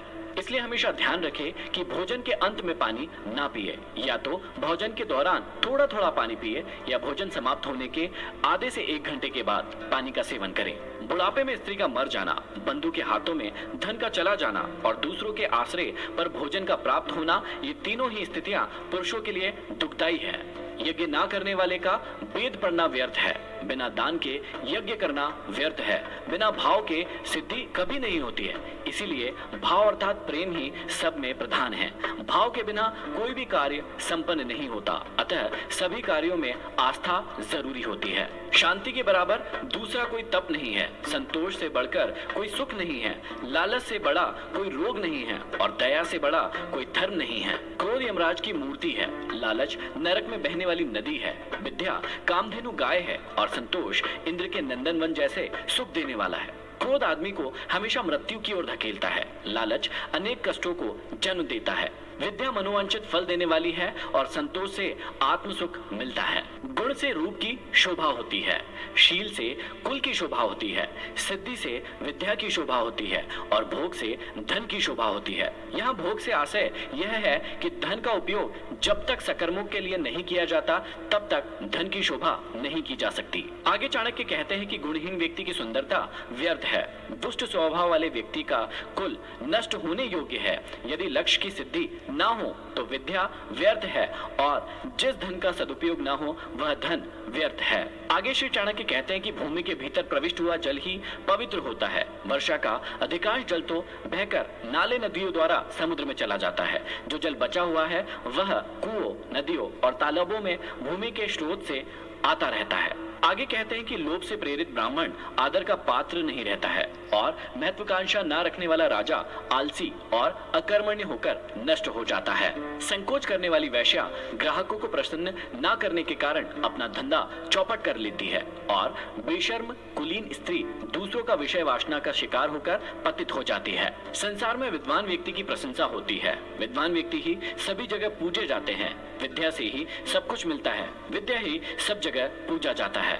जो व्यक्ति मांस मदिरा का सेवन करता है वे इस पृथ्वी पर बोझ है। इसी प्रकार जो निरक्षर है वे भी पृथ्वी पर बोझ है। इस प्रकार के मनुष्य रूपी पशुओं के भार से यह पृथ्वी हमेशा पीड़ित और दबी हुई रहती है। तो आप जिंदगी में कोशिश करें कि निरक्षर ना बने, अनपढ़ ना बने या फिर पढ़े हुए अनपढ़ ना बने। ये था अध्याय 8। अब हम बढ़ेंगे, आरंभ करते हैं। 9वें अध्याय के आरंभ में श्री चाणक्य कहते हैं कि यदि मुक्ति चाहते हो तो समस्त विषय वासनाओं को विष के समान छोड़ दो। क्षमाशीलता, नम्रता, दया, पवित्रता और सत्यता को अमृत की भांति पियो, अर्थात अपनी जिंदगी में उसे अपनाओ। आगे समझाते हैं कि जो व्यक्ति परस्पर की गई गुप्त बातों को दूसरों से कह देते हैं वे ही दीमक के घर में रहने वाले सांप की भांति नष्ट हो जाते हैं। इसलिए मित्रों के गुप्त रहस्यों को कभी भी प्रकट ना करें, इससे केवल शत्रुता ही पैदा होती है। आगे श्री चाणक्य कहते हैं कि ब्रह्मा जी को शायद कोई बताने वाला नहीं मिला, जो कि उन्होंने सोने में सुगंध, ईख में फल, चंदन में फूल, विद्वानों को धनी और राजा को चिरंजीवी नहीं बनाया। समझाने का तात्पर्य यह है कि सृष्टिकर्ता ने ये कैसी विडंबना की है कि उन्होंने सोने में सुगंध नहीं डाली, गन्ने पर फल नहीं लगाया, चंदन के वृक्ष पर फूल नहीं उगाया और विद्वान को धनवान नहीं बनाया, और इसके बाद राजा को, जो कि सबका प्रजापालक है, उसे दीर्घजीवी नहीं बनाया है। चाणक्य कहते हैं कि अमृत से जीवन को अमरता प्राप्त होती है, भोजन से शरीर को पुष्टि मिलती है, तृप्ति प्राप्त होती है और आंखों के बिना सारा संसार ही अंधकार में डूब जाता है और दिमाग के बिना तो चिंतन ही असंभव है। चाणक्य कहते हैं कि ना तो आकाश में कोई दूत गया, न इस संबंध में किसी से कोई बात हुई, न पहले किसी ने इसे बनाया और ना ही इसका प्रकरण सामने आया। तब भी आकाश में भ्रमण करने वाले चंद्र और सूर्य में ग्रहण के बारे में जो ब्रह्मांड पहले से ही जान लेता है, वह विद्वान क्यों नहीं है? अर्थात वास्तव में वह विद्वान है जिसकी गणना से ग्रहों की चाल का सही पता लगाया जा रहा है। आगे चाणक्य ने बहुत ही अच्छी बात समझाई है कि विद्यार्थी, नौकर, पथिक, भूख से व्याकुल व्यक्ति, भय से त्रस्त भंडारी और द्वारपाल, इन सातों को यदि आप कभी सोता हुए देख ले तो तत्काल जगा दे, क्योंकि अपने समस्त कार्यों और कर्तव्यों का पालन ये चाक कर ही या फिर सचेत रहकर ही करते हैं। अर्थात विद्यार्थी यदि सोएगा तो पढ़ेगा कैसे? नौकर यदि सोएगा तो डाका पड़ सकता है, मुसाफिर यदि सोएगा तो उसे कोई लूट सकता है, भंडार घर का स्वामी और द्वारपाल यदि सोते रहेंगे तो चोरों को चोरी करने का अवसर मिल सकता है। अतः इन्हें सदैव सावधान रहना चाहिए। इसके बाद चाणक्य कहते हैं कि सांप, राजा, शेर, ततैया और बालक और दूसरे का कुत्ता तथा मूर्ख व्यक्ति, इन सातों को सोने से कभी नहीं जगाना चाहिए। इन्हें जगाने से हानि ही हो सकती है। आगे कहते हैं कि जो ब्राह्मण केवल धन के लिए अपनी विद्या को बेचते हैं, ऐसे ब्राह्मणों की विद्या उस सर्प की भांति होते हैं जिसके मुख में विष की थैली ही नहीं है। अर्थात वे किसी को ना तो श्राप दे सकते हैं और ना ही वरदान। आगे समझाते हैं कि जिसके नाराज होने का डर नहीं है और प्रसन्न होने से कोई लाभ नहीं है, जिसके दंड देने या दया करने का सामर्थ्य ही नहीं है, वह नाराज होकर भी क्या कर सकता है? भयभीत उसी से हुआ जा सकता है जिसमें कुछ दंड देने की सामर्थ्य हो। जिसमें ऐसी सामर्थ्य नहीं है उस व्यक्ति से डर कैसा? अपना हानि या लाभ देखकर ही कोई किसी से प्रभावित होता है। विषहीन सर्प को अपनी फन को फैलाकर फुफकार करनी चाहिए।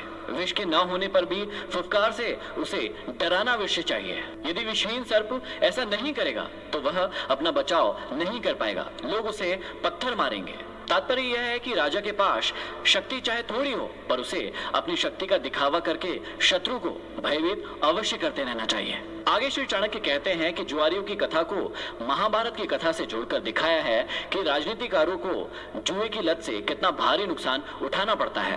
स्त्री प्रसंग की कथा को रामायण से जोड़कर बताया गया है कि पर स्त्री हरण से कितना बड़ा विनाश होने की संभावना रहती है, और चोर की कथा को श्रीमद् भागवत से जोड़कर भगवान श्री कृष्ण की 16,000 रानियों के रहते हुए भी इंद्रिय निग्रह की भावना का प्रतिपादन किया गया है। भाव यह है कि बुद्धिमान व्यक्ति वही है जो पर स्त्री गमन से दूर रहता है और सदैव अपनी इंद्रियों को संयम में रखने का प्रयत्न करता है। आगे समझाते हैं कि अपने हाथों से गुथी माला, अपने हाथों से घिसा चंदन और अपने हाथों से ही लिखा स्तोत्र, इन सब को अपने ही कार्यों में लगाने से देवताओं के राजा इंद्र की श्री लक्ष्मी भी नष्ट हो जाती है। आगे समझाते हैं कि दरिद्रता के समय धैर्य रखना उत्तम है, मैले कपड़ों को साफ रखना उत्तम है, घटिया अन्न का बना गर्म भोजन भी अच्छा लगता है और कुरूप व्यक्ति के लिए अच्छे स्वभाव का होना श्रेष्ठ है।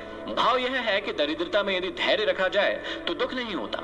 गरीब व्यक्ति धैर्य पूर्वक अपना समय गुजार लेता है। फटे पुराने मैले कपड़ों को यदि साफ सुथरा करके और उनको अच्छे प्रकार से सीकर पहना जाए तो वे भी अच्छे लगते हैं। ज्वार, बाजरा, जौ, मक्का, इनके जैसे अन्य की भी रोटी यदि गर्म करके बनाई जाए और खाई जाए तो वो स्वादिष्ट लगती है। और अच्छे शील स्वभाव का व्यक्ति यदि कुरूप भी हो तो वो भी अच्छा लगता है। यहाँ पर समाप्ति होती है 9वें अध्याय की। अब हम बढ़ते हैं 10वें अध्याय की ओर।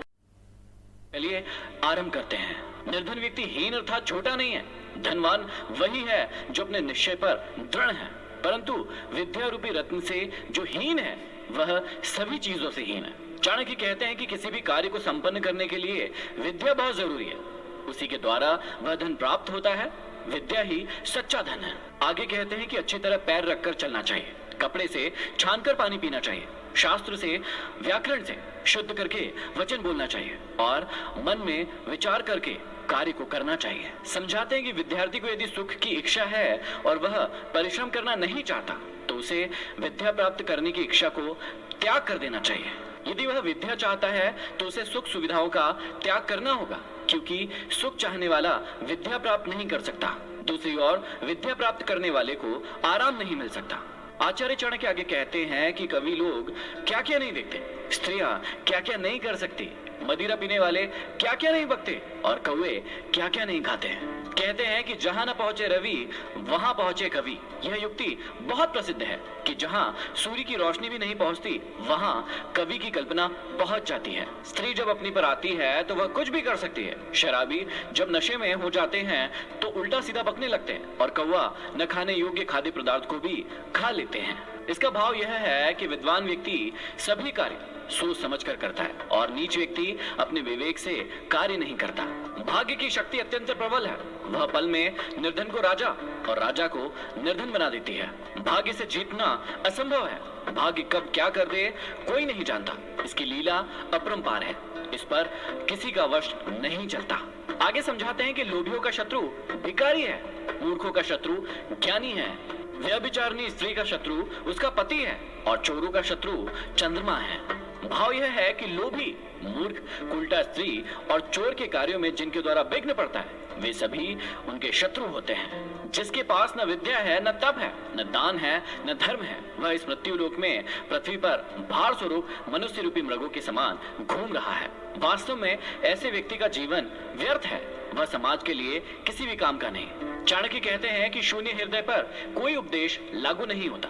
जैसे मलयाचल के संबंध से बांस चंदन का वृक्ष नहीं बनता, अर्थात जिस मनुष्य में भावना नहीं, योग्यता नहीं, वह किसी भी प्रकार के उपदेश से लाभ नहीं उठा सकता। जिनको स्वयं बुद्धि नहीं है, शास्त्र उनके लिए क्या कर सकता है। जैसे अंधे के लिए दर्पण का क्या महत्व है। भाव यह है कि जो पूरी तरह मूर्ख है उसके लिए शास्त्र भी कुछ नहीं कर सकता।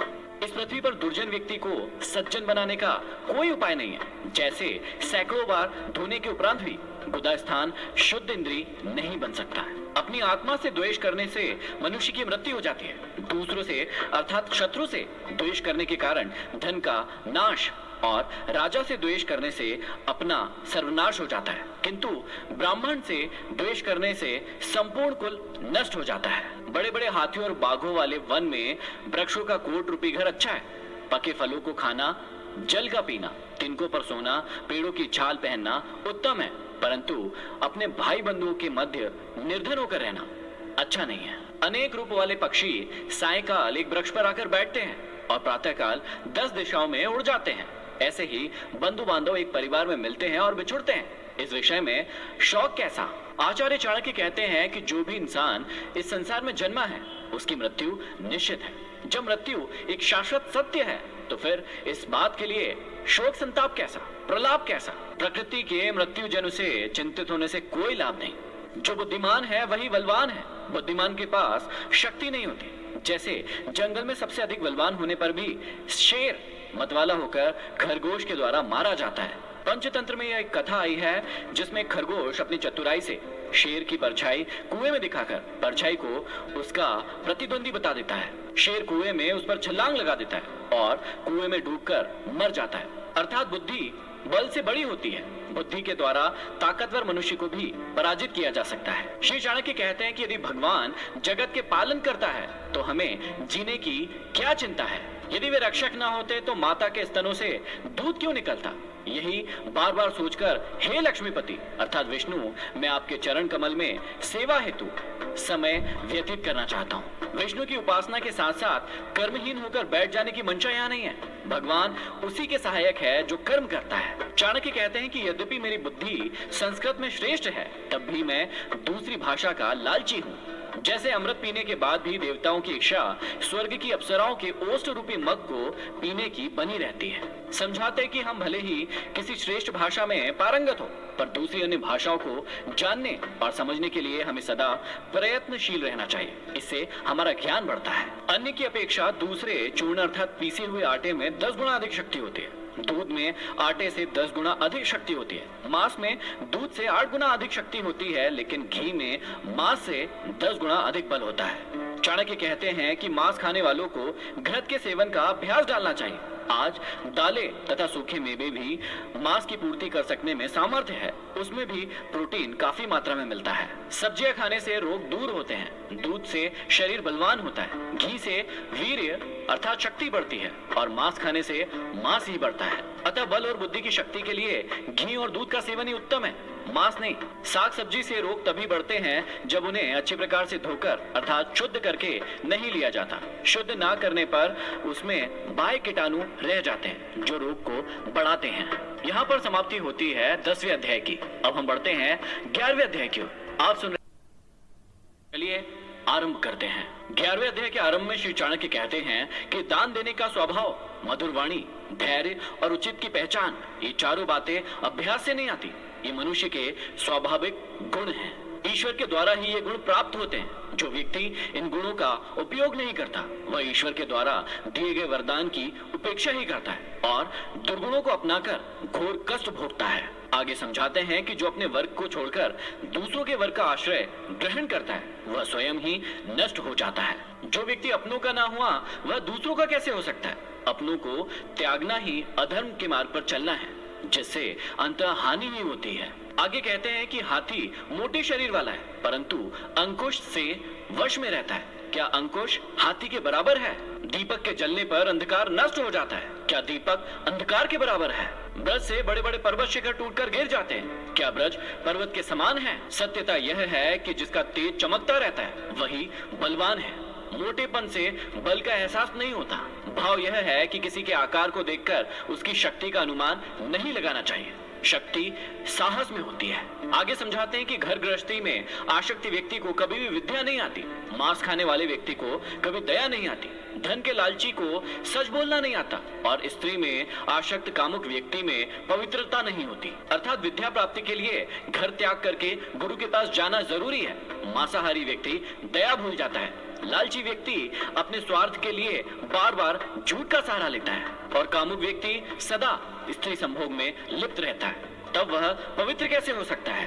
आगे कहते हैं कि जिस प्रकार नीम के वृक्ष की जड़ को दूध और घी से सींचने के बाद भी वह अपनी कड़वाहट नहीं छोड़ता, मृदुल नहीं हो जाता, ठीक उसी प्रकार दुष्ट प्रवृत्ति वाले व्यक्ति को यदि आप सदुपदेश देते हैं उसके बाद भी उस पर उसका कोई असर नहीं होता। कहने का आशय यह है कि दुष्ट मनुष्य की आदत बन चुके अवगुणों को बदला नहीं जा सकता। आगे कहते हैं कि जिस प्रकार शराब वाला पात्र अग्नि में तपाए जाने के बाद भी शुद्ध नहीं हो सकता, उसी प्रकार जिस मनुष्य के हृदय में पाप और कुटिलता भरी होती है, सैकड़ों तीर्थ स्थान जाने के बाद भी ऐसे मनुष्य पवित्र नहीं हो सकते। आगे समझाते हैं कि जो व्यक्ति संतोष के साथ जो मिले उसी में संतुष्ट रहता है, उसे पृथ्वी पर ही स्वर्ग का सुख प्राप्त होता है। उसे ना तो कोई दुख होता है और ना ही कोई कष्ट। आचार्य चाणक्य कहते हैं कि भोजन हमेशा प्रसन्नमुख तथा शांत भाव के साथ करना चाहिए। आगे युवाओं के लिए बहुत ही अच्छी बात समझाते हैं कि काम, क्रोध, लालच, स्वाद, श्रृंगार, खेल और दूसरों की चापलूसी ये दुर्गुण विद्यार्थी के लिए वर्जित है। हर विद्यार्थी को इन 8 दुर्गुणों को सदा के लिए त्याग देना चाहिए। कहने का तात्पर्य यह है कि ये अवगुण विद्यार्थी को कभी भी अपने लक्ष्य तक नहीं पहुंचने देते। यदि आपको अपने लक्ष्य तक पहुंचना है तो इन दुर्गुणों को हमेशा के लिए त्यागना होगा। आगे कहते हैं कि दूसरों के कार्य में विघ्न डालकर नष्ट करने वाला, घमंडी, स्वार्थी, कपटी, झगड़ालू, ऊपर से कोमल और भीतर से निष्ठुर व्यक्ति जानवर कहलाता है। आगे कहते हैं कि भाग्यशाली लोगों को खाद्य सामग्री और धन धान्य आदि का संग्रह न करके उसे अच्छी प्रकार से दान करना चाहिए। कहते हैं कि दान देने से कर्ण, दैत्यराज बलि और विक्रमादित्य जैसे राजाओं की कीर्ति आज भी बनी हुई है। इसके अलावा इस अध्याय में ब्राह्मणों को लेकर काफी सारी बातें की गई है कि कौन व्यक्ति एक अच्छा ब्राह्मण नहीं हो सकता। तो ये था अध्याय 11। अब हम बढ़ते हैं अध्याय 12 की ओर। आप सुन चलिए आरंभ करते हैं। 12वें अध्याय के आरंभ में श्री चाणक्य कहते हैं कि घर आनंद से युक्त हो, संतान बुद्धिमान हो, पत्नी मधुर वचन बोलने वाली हो, इच्छापूर्ति के लायक धन हो, पत्नी के प्रति प्रेम भाव हो, आज्ञाकारी सेवक हो, अतिथि का सत्कार और श्री शिव की पूजा हो, घर में मिष्ठान व शीतल जल मिला करे और महात्माओं का सत्संग प्रतिदिन मिला करे।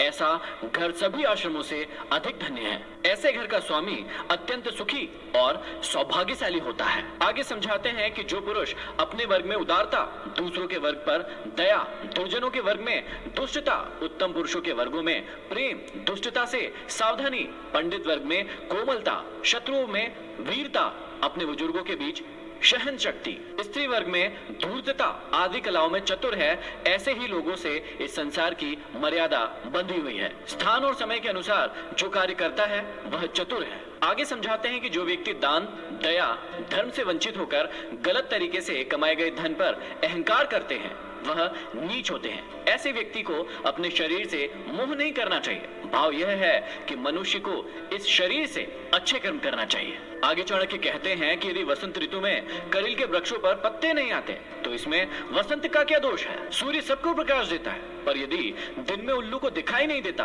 तो इसमें सूर्य का क्या दोष है? इसी प्रकार वर्षा का जल यदि चातक के मुंह में नहीं पड़ता तो इसमें मेघों का क्या दोष है? इसका अर्थ यह है कि भाग्य प्रबल है और अटल है, उसे कोई नहीं मिटा सकता। आगे कहते हैं कि अच्छी संगति से दुष्टों में भी साधुता आ जाती है। उत्तम लोग दुष्ट के साथ रहने के बाद भी नीच नहीं होते हैं। फूल की सुगंध को मिट्टी तो ग्रहण कर लेती है, पर मिट्टी की गंध को फूल ग्रहण नहीं करता। आगे चाणक्य सामाजिक स्थिति को स्पष्ट करते हुए बताते हैं कि वास्तव में डींगे हाँकने से कोई बड़ा नहीं हो जाता, किसी से कोई चीज मांगकर उसे वापस दे देने से कोई दानी नहीं बन जाता। परंतु आज की स्थिति तो यही है कि आदमी समाज की विषम परिस्थितियों के मध्य कीड़े मकोड़ों की भांति अपना जीवन काट रहा है। आगे कहते हैं कि सत्य मेरी माता है, पिता मेरा ज्ञान है, धर्म मेरा भाई है, दया मेरी मित्र है, शांति मेरी पत्नी है और क्षमा मेरा पुत्र है। ये 6 मेरे बंधु बांधव है। कहते हैं कि सभी शरीर नश्वान है, सभी धन संपत्तियां चलायमान है और मृत्यु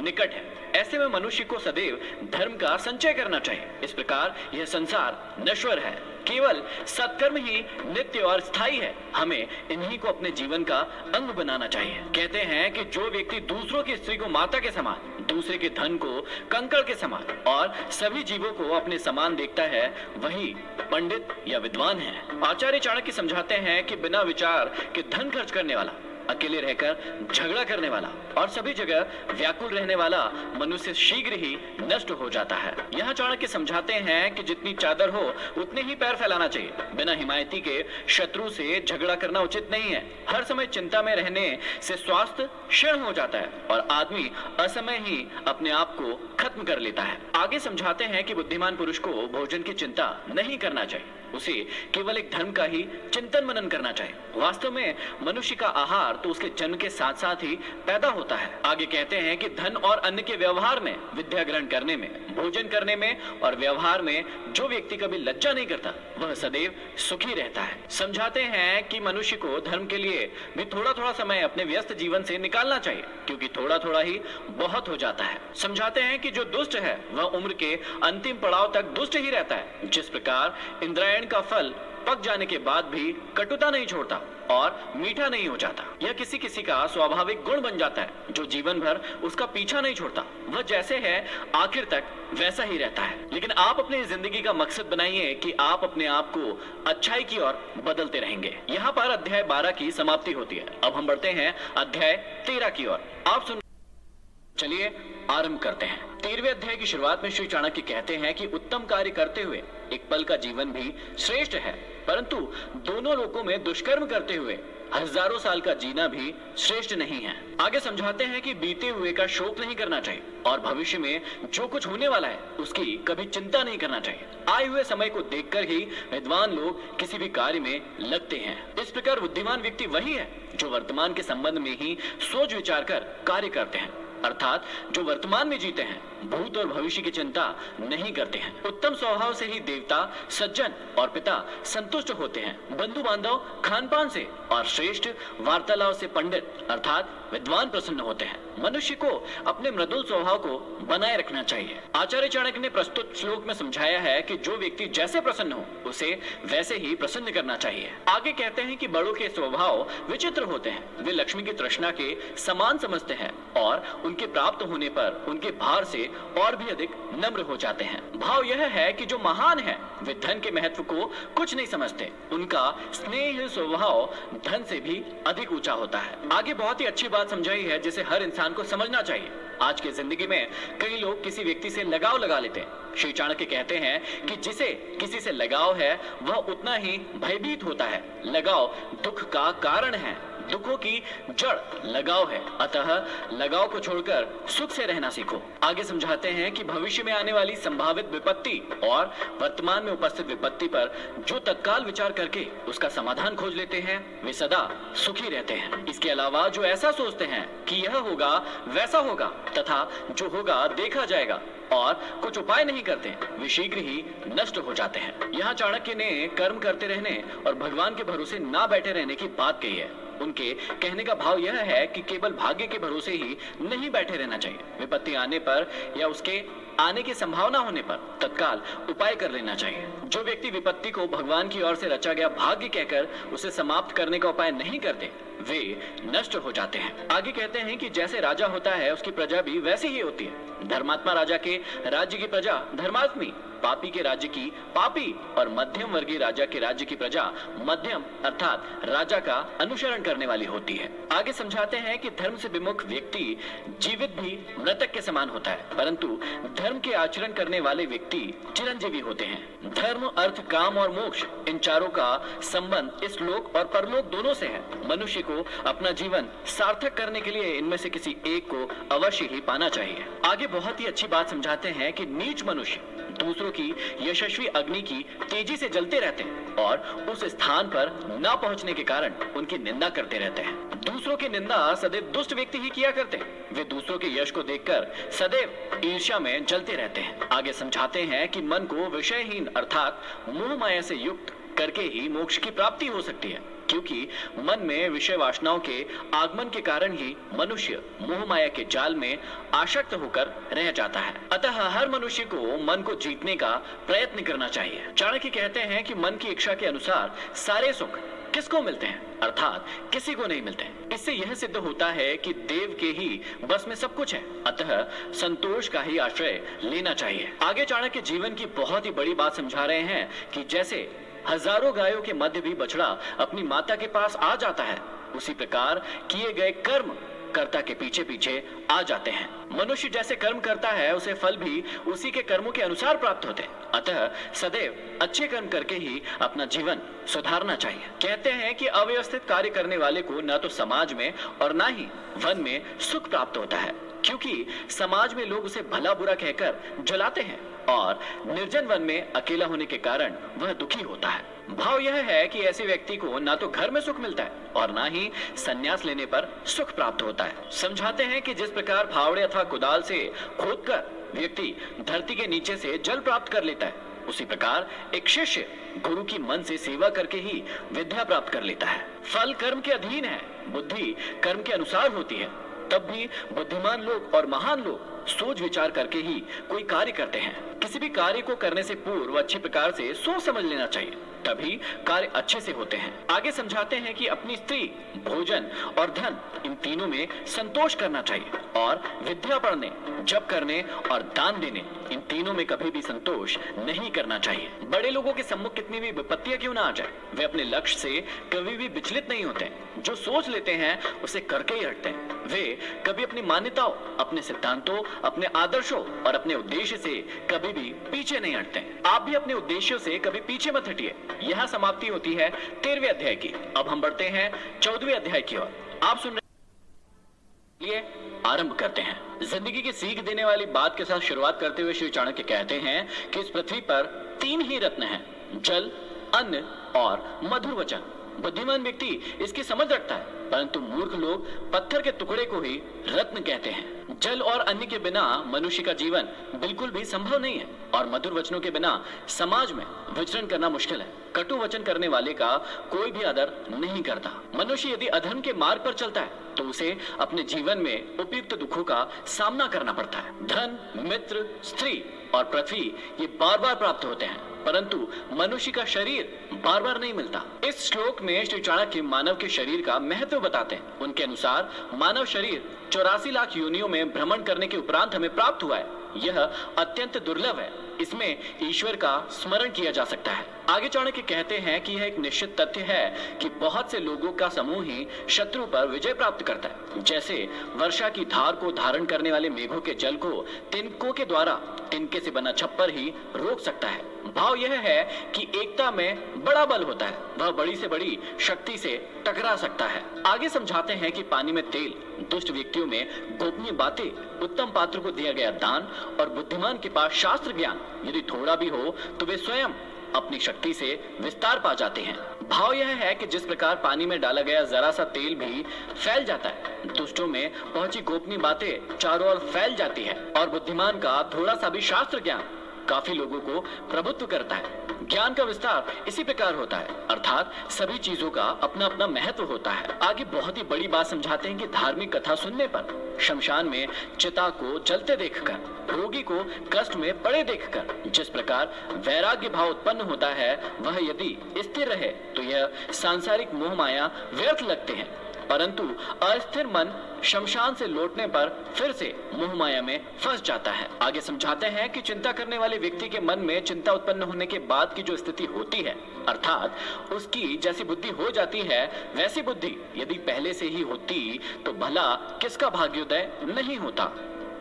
यहाँ समझाया गया है कि गलत कार्य करने के उपरांत पश्चाताप के समय उसकी जैसी निर्मल बुद्धि हो जाती है, यदि वैसी निर्मल बुद्धि पहले से ही रही होती तो किसका भला या कल्याण नहीं होगा। आगे समझाते हैं कि दान, तपस्या, वीरता, ज्ञान, नम्रता, किसी में ऐसी विशेषताओं को देखकर आश्चर्य नहीं करना चाहिए, क्योंकि दुनिया में ऐसे अनेक रत्न भरे पड़े हैं। समझाते हैं कि जो जिसके मन में है वह उससे दूर रहकर भी दूर नहीं है, और जो जिसके हृदय में नहीं है वह समीप रहते हुए भी दूर है। भाव यह है कि सच्चा प्रेम हृदय से होता है, उसमें दूरी का अथवा पास होने का कोई भी व्यवधान नहीं होता। सच्चे प्रेम में प्रिय हर समय आंखों के सम्मुख ही रहता है। आगे चाणक्य कूटनीति की ओर इशारा करते हुए कहते हैं कि जिससे भी अपना हित साधना हो उसे सदैव प्रिय बोल बोलना चाहिए। जैसे मृग को मारने के लिए बहेलिया मीठे स्वर में गीत गाता जाता है। राजा, अग्नि, गुरु और स्त्री, इनसे सामान्य व्यवहार करना चाहिए, क्योंकि अत्यंत समीप होने पर ये नाश के कारण होते हैं और दूर रहने पर इनसे कोई फल प्राप्त नहीं होता। भाव यह है कि इनसे व्यवहार करते समय मध्यम मार्ग अपनाएं, न नीम जैसे कड़वे और न गुड़ जैसे मीठे, ज्यादा दूरी भी नहीं और ज्यादा पास भी नहीं। आगे समझाते हैं कि अग्नि, पानी, स्त्रियां, मूर्ख, सांप और राजा कुल से निकट संबंध सावधानी से करना चाहिए, क्योंकि ये 6 तत्काल प्राणों को हरने वाले होते हैं। समझाते हैं कि जिसके पास गुण है उसके पास धर्म है, वही जीवित है। गुण और धर्म से विहित व्यक्ति का जीवन निरर्थक है। चाणक्य समझाते हैं कि यदि एक ही कर्म से समस्त संसार को वश में करना चाहते हो तो 15 मुखों से विचरण करने वाले मन को रोको, अर्थात उसे वश में करो। ये 15 मुख कौन कौन से हैं? ये है मुंह, आंख, कान, नाक, जीभ, त्वक, हाथ, पैर, लिंग, गुदा, रूप, रस, गंध स्पर्श और शब्द। यहाँ समझाते हैं कि यदि एक ही कर्म से सारे संसार को वश में करना चाहते हो तो पर निंदा करना बंद कर दो। मन को वश में करना और पर निंदा ना करना दोनों ही उचित लगते हैं। ऐसा करके आपके हाथों में वशीकरण मंत्र की शक्ति आ सकती है। आगे कहते हैं कि जो प्रस्ताव के योग्य बातों को प्रभाव के अनुसार प्रिय कार्य को या वचन को और अपनी शक्ति के अनुसार क्रोध करना जानता है वही असली पंडित है। अर्थात प्रसंग अनुकूल बात करनी चाहिए। यदि प्रसन्नता का मौका है तो उसमें प्रसन्नता की बात होनी चाहिए। इसी तरह अन्य योग्यताओं का भी वर्णन किया है। आगे कहा है कि एक ही वस्तु को 3 दृष्टियों से देखा जा सकता है। जैसे एक सुंदर स्त्री को एक योगी मृतक के रूप में देखता है, कामुक व्यक्ति उसे कामिनी के रूप में देखता है और कुत्ते के द्वारा वह मांस के रूप में देखी जाती है। भाव यह है कि नारी की सौंदर्यता दृष्टि भ्रम मात्र है। प्रत्येक व्यक्ति हर चीज को अपनी अपनी दृष्टि से दिखता है। आचार्य चाणक्य समझाते हैं कि बुद्धिमान व्यक्ति वही है जो अति शुद्ध दवा को, धर्म के रहस्य को, धर्म के दोष को, मैथुन अर्थात संभोग की बातों को, स्वादहीन भोजन को और अति कष्टकारी मृत्यु को किसी को न बताए। भाव यह है कि कुछ बातें ऐसी होती है जिन्हें समाज से छिपा कर रखना चाहिए। और आगे समझाते हैं कि दुष्टों का साथ त्यागो, सज्जनों का साथ करो, दिन रात धर्म का आचरण करो और प्रतिदिन इस अनित्य संसार में नित्य परमात्मा के विषय में विचार करो, उसे याद करो। यहाँ पर समाप्ति होती है 14वें अध्याय की। अब हम आगे बढ़ते हैं 15वें अध्याय की ओर। आप सुनो, तो चलिए आरंभ करते हैं। शुरुआत में श्री चाणक्य कहते हैं कि जिसका हृदय सभी प्राणियों पर दया करने हेतु द्रवित हो उठता है उसे ज्ञान, मोक्ष, जटा और भस्म लगाने की क्या जरूरत है। भाव यह है कि हमें सभी प्राणियों पर दया करनी चाहिए, उनसे स्नेह करना चाहिए। जो ऐसा करता है उसका स्थान परमात्मा के समकक्ष हो जाता है। जो गुरु एक ही अक्षर अपने शिष्य को पढ़ा देता है उसके लिए इस पृथ्वी पर कोई अन्य चीज ऐसी महत्वपूर्ण नहीं है जिसे वह गुरु को देकर उसका ऋण उतार सके। आगे कहते हैं कि दुष्टों और कांटों से बचने के 2 ही उपाय हैं, जूतों से उन्हें कुचल डालना और उनसे दूर रहना। भाव यह है कि दुष्ट और कांटे सदैव कष्ट पहुंचाने वाले होते हैं, इनसे बचकर रहना ही ठीक है। यदि इनका सामना हो जाए तो इन्हें जूतों से कुचल डालना चाहिए। आगे समझाते हैं कि गंदे वस्त्र धारण करने वाले, दांतों पर मैल जमाए रखने वाले, अत्यधिक भोजन करने वाले, कठोर वचन बोलने वाले, सूर्योदय से सूर्यास्त तक सोने वाले, चाहे वह साक्षात विष्णु ही क्यों न हो, लक्ष्मी भी उन्हें त्याग देती है। ऐसे व्यक्ति जो आलसी, कामचोर, पेटू, क्रोधी और निकम्मे होते हैं, ऐसे लोगों के पास धन संपत्ति कभी भी नहीं आती। यदि आती भी है तो शीघ्र ही नष्ट हो जाती है। परंतु जो व्यक्ति स्वच्छ रहेगा, कर्मठ होगा, वही धन को जुटाने में कामयाब होगा। निर्धन होने पर मनुष्य को उसके मित्र, स्त्री, नौकर और हितैषी जन छोड़कर चले जाते हैं, परंतु पुनः धन आने पर फिर से उसी का आश्रय लेते हैं। इसका भाव यह है कि आदमी के जीवन में धन का बड़ा महत्व है। धन ही भाई है, धन ही मित्र है और धन ही स्त्री है। आगे कहते हैं कि अन्याय से उपार्जित किया गया धन 10 वर्ष तक चलता है, 11वें वर्ष के आते ही जड़ सहित नष्ट हो जाता है। इसलिए अन्याय पूर्वक धन कमाने के लिए व्यक्ति को कभी प्रयास नहीं करना चाहिए। समर्थ व्यक्ति द्वारा किया गया गलत कार्य भी अच्छा कहलाता है और नीच व्यक्ति के द्वारा किया गया अच्छा कार्य भी गलत कहलाता है। ठीक वैसे ही जैसे अमरता प्रदान करने वाला अमृत राहु के लिए मृत्यु का कारण बना और प्राणघातक विष भी शंकर के लिए भूषण हो गया। आगे समझाते हैं कि भोजन वही है जो ब्राह्मण के करने के बाद बचा रहता है, भलाई वही है जो दूसरों के लिए की जाती है, बुद्धिमान वही है जो पाप नहीं करता और बिना पाखंड और दिखावे के जो कार्य किया जाता है वही धर्म है। आगे बहुत ही अच्छी बात समझाते हैं कि मणि चाहे पैरों में पड़ी हो और कांच चाहे सिर पर धारण किया गया हो, परंतु क्रय विक्रय करते समय अर्थात मूल भाव करते समय मणि मणि ही रहती है और कांच कांच ही रहता है। भाव यह है कि समय तथा भाग्य के कारण विद्वान व्यक्ति का भले ही सम्मान न हो, पर जब मूल्यांकन का समय आता है तो विद्वान की विद्वानता को कोई चुनौती नहीं दे सकता। योग्य व्यक्ति की अलग ही पहचान होती है और अयोग्य व्यक्ति की जग हंसाई ही होती है। शास्त्रों का कोई अंत नहीं है, विद्याएं बहुत है, जीवन छोटा है, विघ्न और बाधाएं अनेक है, अतः जो सार तत्व है उसे ही ग्रहण करना चाहिए। जैसे हंस जल के बीज से भी दूध को पी लेता है, अर्थात मानव जीवन बहुत छोटा है और इस संसार में ज्ञान अपरिमित है। पूरे जीवन में सारे ज्ञान को पाया नहीं जा सकता है, इसलिए ज्ञान के उस सार तत्व को ग्रहण कर लेना चाहिए जो सत्य है। आगे चाणक्य कहते हैं कि अचानक दूर से आए थके हरे पथिक से बिना पूछे ही जो व्यक्ति स्वयं भोजन कर लेता है वह चांडाल होता है। आगे चाणक्य कहते हैं कि यह निश्चय है कि बंधन बहुत सारे हैं, परंतु प्रेम का बंधन निराला होता है। जैसे लकड़ी को छेदने में सामर्थ्य भौरा कमल की पंखुड़ियों में उलझकर क्रियाहीन हो जाता है, अर्थात प्रेम रस में मस्त हुआ भौरा कमल की पंखुड़ियों को नष्ट करने में सामर्थ्य होते हुए भी उसमें छेद नहीं कर पाता। अर्थात जो प्राणी संसार की मोह माया में फंस जाता है वह भौरे की तरह शीघ्र ही नष्ट हो जाता है। जिस प्रकार भौरा कमल के मोह में फंसकर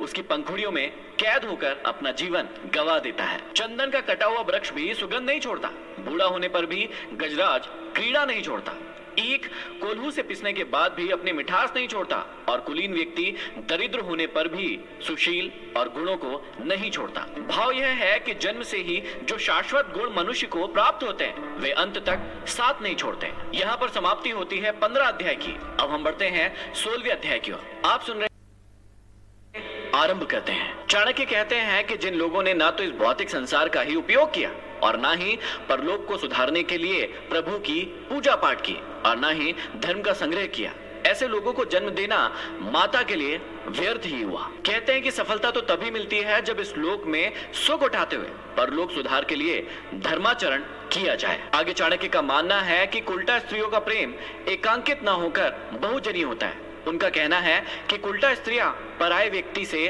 बातचीत करती है, कटाक्ष पूर्वक देखती है और अपने हृदय में पर पुरुष का चिंतन करती है। इस प्रकार चरित्रहीन स्त्रियों का प्रेम अनेक से होता है। चाणक्य ने यहाँ पर कुल्टा स्त्रियों के हाव भाव और चरित्र का स्पष्ट वर्णन किया है। जो व्यक्ति माया के मोह में वशीभूत होकर यह सोचता है कि अमुक स्त्री उस पर आसक्त है, वह उस स्त्री के वश में होकर खेल की चिड़िया की भांति इधर उधर नाचता फिरता है। आचार्य चाणक्य कहते हैं कि संसार में कोई भाग्यशाली व्यक्ति ही मोह माया से छूटकर मोक्ष प्राप्त करता है। उनका कहना है कि धन वैभव को प्राप्त करके ऐसा कौन है जो इस संसार में अहंकारी न हुआ हो। इस पृथ्वी पर ऐसा कौन धीर पुरुष है जिसका मन स्त्रियों के प्रति व्याकुल न हुआ हो। ऐसा कौन पुरुष है जिसे मृत्यु ने न दबोचा हो। ऐसा कौन सा भिखारी है जिसे बड़प्पन मिला हो। ऐसा कौन सा दुष्ट है जो अपने संपूर्ण दुर्गुणों के साथ इस संसार में कल्याण पथ पर अग्रसर हुआ हो। भाव यह है कि इस नश्वर संसार की मोह माया से छूटना अत्यंत ही दुष्कर कार्य है। स्वर्ण मृग न तो ब्रह्मा ने रचा था और न किसी और ने, उसे न तो बनाया गया था, न पहले कभी देखा गया था, न कभी सुना गया था। श्री राम की उसे पाने की इच्छा हुई, अर्थात सीता के कहने पर वे उसे पाने के लिए दौड़ पड़े। किसी ने ठीक ही कहा है, विनाश काले विपरीत बुद्धि। जब विनाश काल आता है तब बुद्धि नष्ट हो जाती है। यहाँ चाणक्य सिर्फ यह समझाना चाहते हैं कि जब विनाश आता है तो बुद्धि उल्टी हो जाती है। आगे चाणक्य कहते हैं कि व्यक्ति अपने गुणों से ही ऊपर उठता है। सिर्फ ऊंचे स्थान पर बैठ जाने से कोई भी व्यक्ति ऊंचा नहीं बन जाता। उदाहरण के लिए महल की चोटी पर बैठ जाने से कौवा गरुड़ नहीं बन जाता। आगे समझाते हैं कि गुणों की सभी जगह पूजा होती है, ना कि बड़ी संपत्तियों की।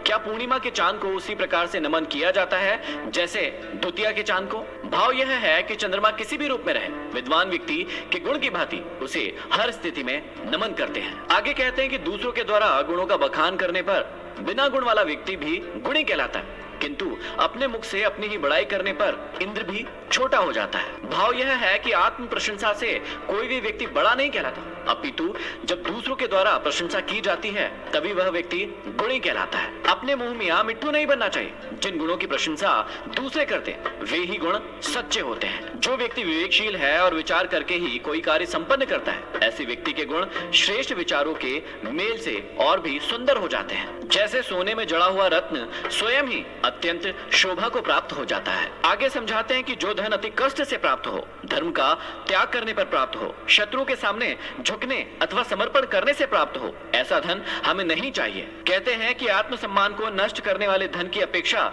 धन का ना होना ही अच्छा है। आगे समझाते हैं कि उस लक्ष्मी से क्या लाभ जो घर की कुल वधु के समान केवल स्वामी के उपभोग में ही आए। उसे तो वैश्य के समान होना चाहिए जिसका उपयोग सब कर सके। यहाँ चाणक्य समझाना चाहते हैं कि संपत्ति धन वैभव वही अच्छा है जिसका उपयोग सभी के हित के लिए होता है। यदि धन पर कुंडली मारकर एक ही व्यक्ति बैठा रहे और केवल अपने ही स्वार्थ के लिए उसे खर्च करे तो ऐसा धन किसी भी लाभ का नहीं है। आगे आचार्य चाणक्य कहते हैं कि संसार में आज तक किसी भी इंसान को प्राप्त धन से, इस जीवन से, स्त्रियों से, खान पान से पूर्ण तृप्ति कभी नहीं मिली। पहले भी, अभी भी और आगे भी इन चीजों से संतोष होने वाला नहीं है। इनका जितना अधिक उपभोग किया जाता है उतनी ही तृष्णा बढ़ती जाती है। मनुष्य की इच्छाएं अनंत है, वे कभी भी पूरी नहीं होती। एक इच्छा के पूरे होने पर दूसरी सामने आकर खड़ी हो जाती है। तात्पर्य यह है कि मनुष्य अपने आप से कभी भी संतुष्ट नहीं होता, अतः संतोष ही सबसे बड़ा धन है। आगे चाणक्य कहते हैं कि तिनका हल्का होता है, तिनके से भी हल्की रुई होती है, रुई से भी हल्का भिखारी होता है। तब वायु इसे उड़ाकर क्यों नहीं ले जाती? संभवतः इस भय से कि कहीं यह उससे भी भीख न मांग ले। मांगने वाले से सभी डरते हैं, वह उनसे कुछ न कुछ मांग बैठता है क्योंकि देना कोई नहीं चाहता। वैसे भी भिखारी निंदा के योग्य ही है। आगे कहते हैं कि जो विद्या पुस्तकों में लिखी है और कंठस्थ नहीं है तथा जो धन दूसरों के हाथों में गया है, ये दोनों आवश्यकता के समय काम नहीं आते। अर्थात पुस्तकों में लिखी विद्या और दूसरों के हाथों में गया धन पर कभी भी भरोसा नहीं करना चाहिए। विद्या को सदैव कंठस्थ करना चाहिए और धन को सदैव अपने हाथों में रखना चाहिए ताकि वक्त आने पर वह हमारे काम आ सके। यहाँ पर समाप्ति होती है 16वें अध्याय की। अब हम बढ़ते हैं अंतिम और 17वें अध्याय की ओर। तो चलिए आरंभ करते हैं। 17वें अध्याय की शुरुआत में श्री चाणक्य गुरु का महत्व बताते हैं। वो कहते हैं कि जिस प्रकार पर पुरुष से गर्भ धारण करने वाली स्त्री समाज में शोभा नहीं पाती, उसी प्रकार गुरु के चरणों में बैठकर विद्या प्राप्त न करके इधर उधर से पुस्तकें पढ़कर जो ज्ञान प्राप्त करते हैं, वे विद्वानों की सभा में शोभा नहीं पाते, क्योंकि उनका ज्ञान अधूरा होता है। अधूरे ज्ञान के कारण वे शीघ्र ही उपहास के पात्र बन जाते हैं। आगे समझाते हैं कि उपकार का बदला उपकार से देना चाहिए और हिंसा वाले के साथ हिंसा करनी चाहिए। वहाँ दोष नहीं लगता, क्योंकि दुष्ट के साथ दुष्टता का व्यवहार ही करना ठीक रहता है। चाणक्य ने इस श्लोक में कहा है कि यूं तो सबके साथ प्रीतिपूर्वक व्यवहार करना चाहिए, पर दुष्ट के साथ प्रीतिपूर्वक व्यवहार करना उसकी दुष्टता को बढ़ावा देना होता है। आगे कहते हैं कि तप में असीम शक्ति है, तप के द्वारा सभी कुछ प्राप्त किया जा सकता है। जो दूर है बहुत अधिक दूर है, जो बहुत कठिनता से प्राप्त होने वाला है और बहुत दूर स्थित है, ऐसे साध्य को तपस्या के द्वारा ही प्राप्त किया जा सकता है। तप के द्वारा तो ईश्वर को भी प्राप्त किया जा सकता है। अतः जीवन में साधना का विशेष महत्व है। आगे कहते हैं कि लोभ सबसे बड़ा अवगुण है, पर निंदा सबसे बड़ा पाप है। सत्य सबसे बड़ा तप है और मन की पवित्रता सभी तीर्थों में जाने से बेहतर है। सज्जनता सबसे बड़ा गुण है और यश सबसे उत्तम आभूषण है। आगे कहते हैं कि शक्तिहीन मनुष्य साधु होता है, धनहीन व्यक्ति ब्रह्मचारी होता है, रोगी व्यक्ति देवभक्त होता है और बूढ़ी स्त्री पतिव्रता होती है। भाव यह है कि ये सभी लोग असमर्थ रहने के कारण से ही ऐसे हैं। अतः जो व्यक्ति प्रयास नहीं करता, परिश्रम नहीं करता, वह आलसी और निकम्मा होकर अपने आप को ऐसा बना लेता है। परिस्थितियों से घबराकर मुंह मोड़ लेना कायर मनुष्य का काम है। व्यक्ति को तो चाहिए कि वह अपना कार्य पूरे मनोयोग से करे। सच्चे अर्थों में वही धर्म है। सांप के दांत में विष होता है, मक्खी के सिर में विष होता है, बिच्छू की पूंछ में विष होता है, लेकिन दुष्ट व्यक्ति के पूरे शरीर अर्थात सारे अंगों में विष होता है। भाव यह है कि दुर्जन व्यक्ति हर प्रकार से सज्जनों को कष्ट पहुंचाने वाला होता है। उसका साथ किसी भी रूप में सुखकारी नहीं है। बुद्धिमान व्यक्ति सदैव ऐसे दुष्ट व्यक्ति से बचकर चलते हैं, क्योंकि दुर्जन व्यक्ति के तो सारे अंग में विष भरा होता है। आगे समझाते हैं कि हाथ की शोभा दान से होती है, न कि कंगन पहनने से होती है। शरीर की शुद्धि स्नान से होती है, न कि चंदन लगाने से होती है। बड़ों की तृप्ति सम्मान करने से होती है, न कि भोजन कराने से। शरीर की मुक्ति ज्ञान से होती है, न कि शरीर का श्रृंगार करने से होती है। भाव यह है कि आडंबरों से शरीर को शुद्ध नहीं किया जा सकता। दान देने, स्वच्छ जल से स्नान करने, बड़ों का सम्मान करने और उचित ज्ञान प्राप्ति के उपरांत ही मनुष्य का जीवन सफल होता है। जिन सज्जनों के हृदय में परोपकार की भावना जागृत रहती है, उनकी तमाम विपत्तियां अपने आप दूर हो जाती है और उन्हें पग पग पर संपत्ति एवं धन की प्राप्ति होती है। आगे समझाते हैं कि भोजन, नींद, डर, संभोग, ये सभी गुण मनुष्य और पशुओं में समान रूप से दिखाई और पाई जाती है। पशुओं की अपेक्षा मनुष्य में केवल ज्ञान मतलब बुद्धि एक विशेष गुण है जो उसे अलग बनाता है। अतः ज्ञान के बिना मनुष्य पशु के समान ही हो जाता है। और आगे समझाते हैं कि नीचे की ओर देखती हुई एक अधेड़ वृद्ध स्त्री से कोई पूछता है कि अरे बोलो, तुम नीचे क्या देख रही हो? पृथ्वी पर तुम्हारा क्या गिर गया है? तब वह स्त्री कहती है, अरे मूर्ख, तुम नहीं जानते, मेरा युवावस्था रूपी मोती नीचे गिरकर नष्ट हो गया है। कहने का अर्थ यह है कि यौवन का मोती एक बार नष्ट हो जाए, अर्थात जवानी एक बार चली जाए तो फिर लौटकर नहीं आती। इसलिए आप सब भी अपनी जवानी का सही उपयोग कीजिए, अपने लक्ष्यों को प्राप्त कीजिए और अपनी जिंदगी में कुछ ऐसा हासिल कर जाइए कि मरने के बाद भी आप लोगों के दिलों में रहें। और यहीं पर समाप्त होता है चाणक्य नीति का अंतिम अध्याय। आशा करता हूं इस यात्रा के दौरान आपको बहुत सारी चीजें सीखने को मिली होगी, अपनी जिंदगी को बदलने के लिए मिली होगी। बहुत ही जल्दी मैं आप सभी के लिए कुकू एफएम पर लेकर आऊंगा अगली मोटिवेशनल सीरीज। तब तक के लिए signing off, M D motivation.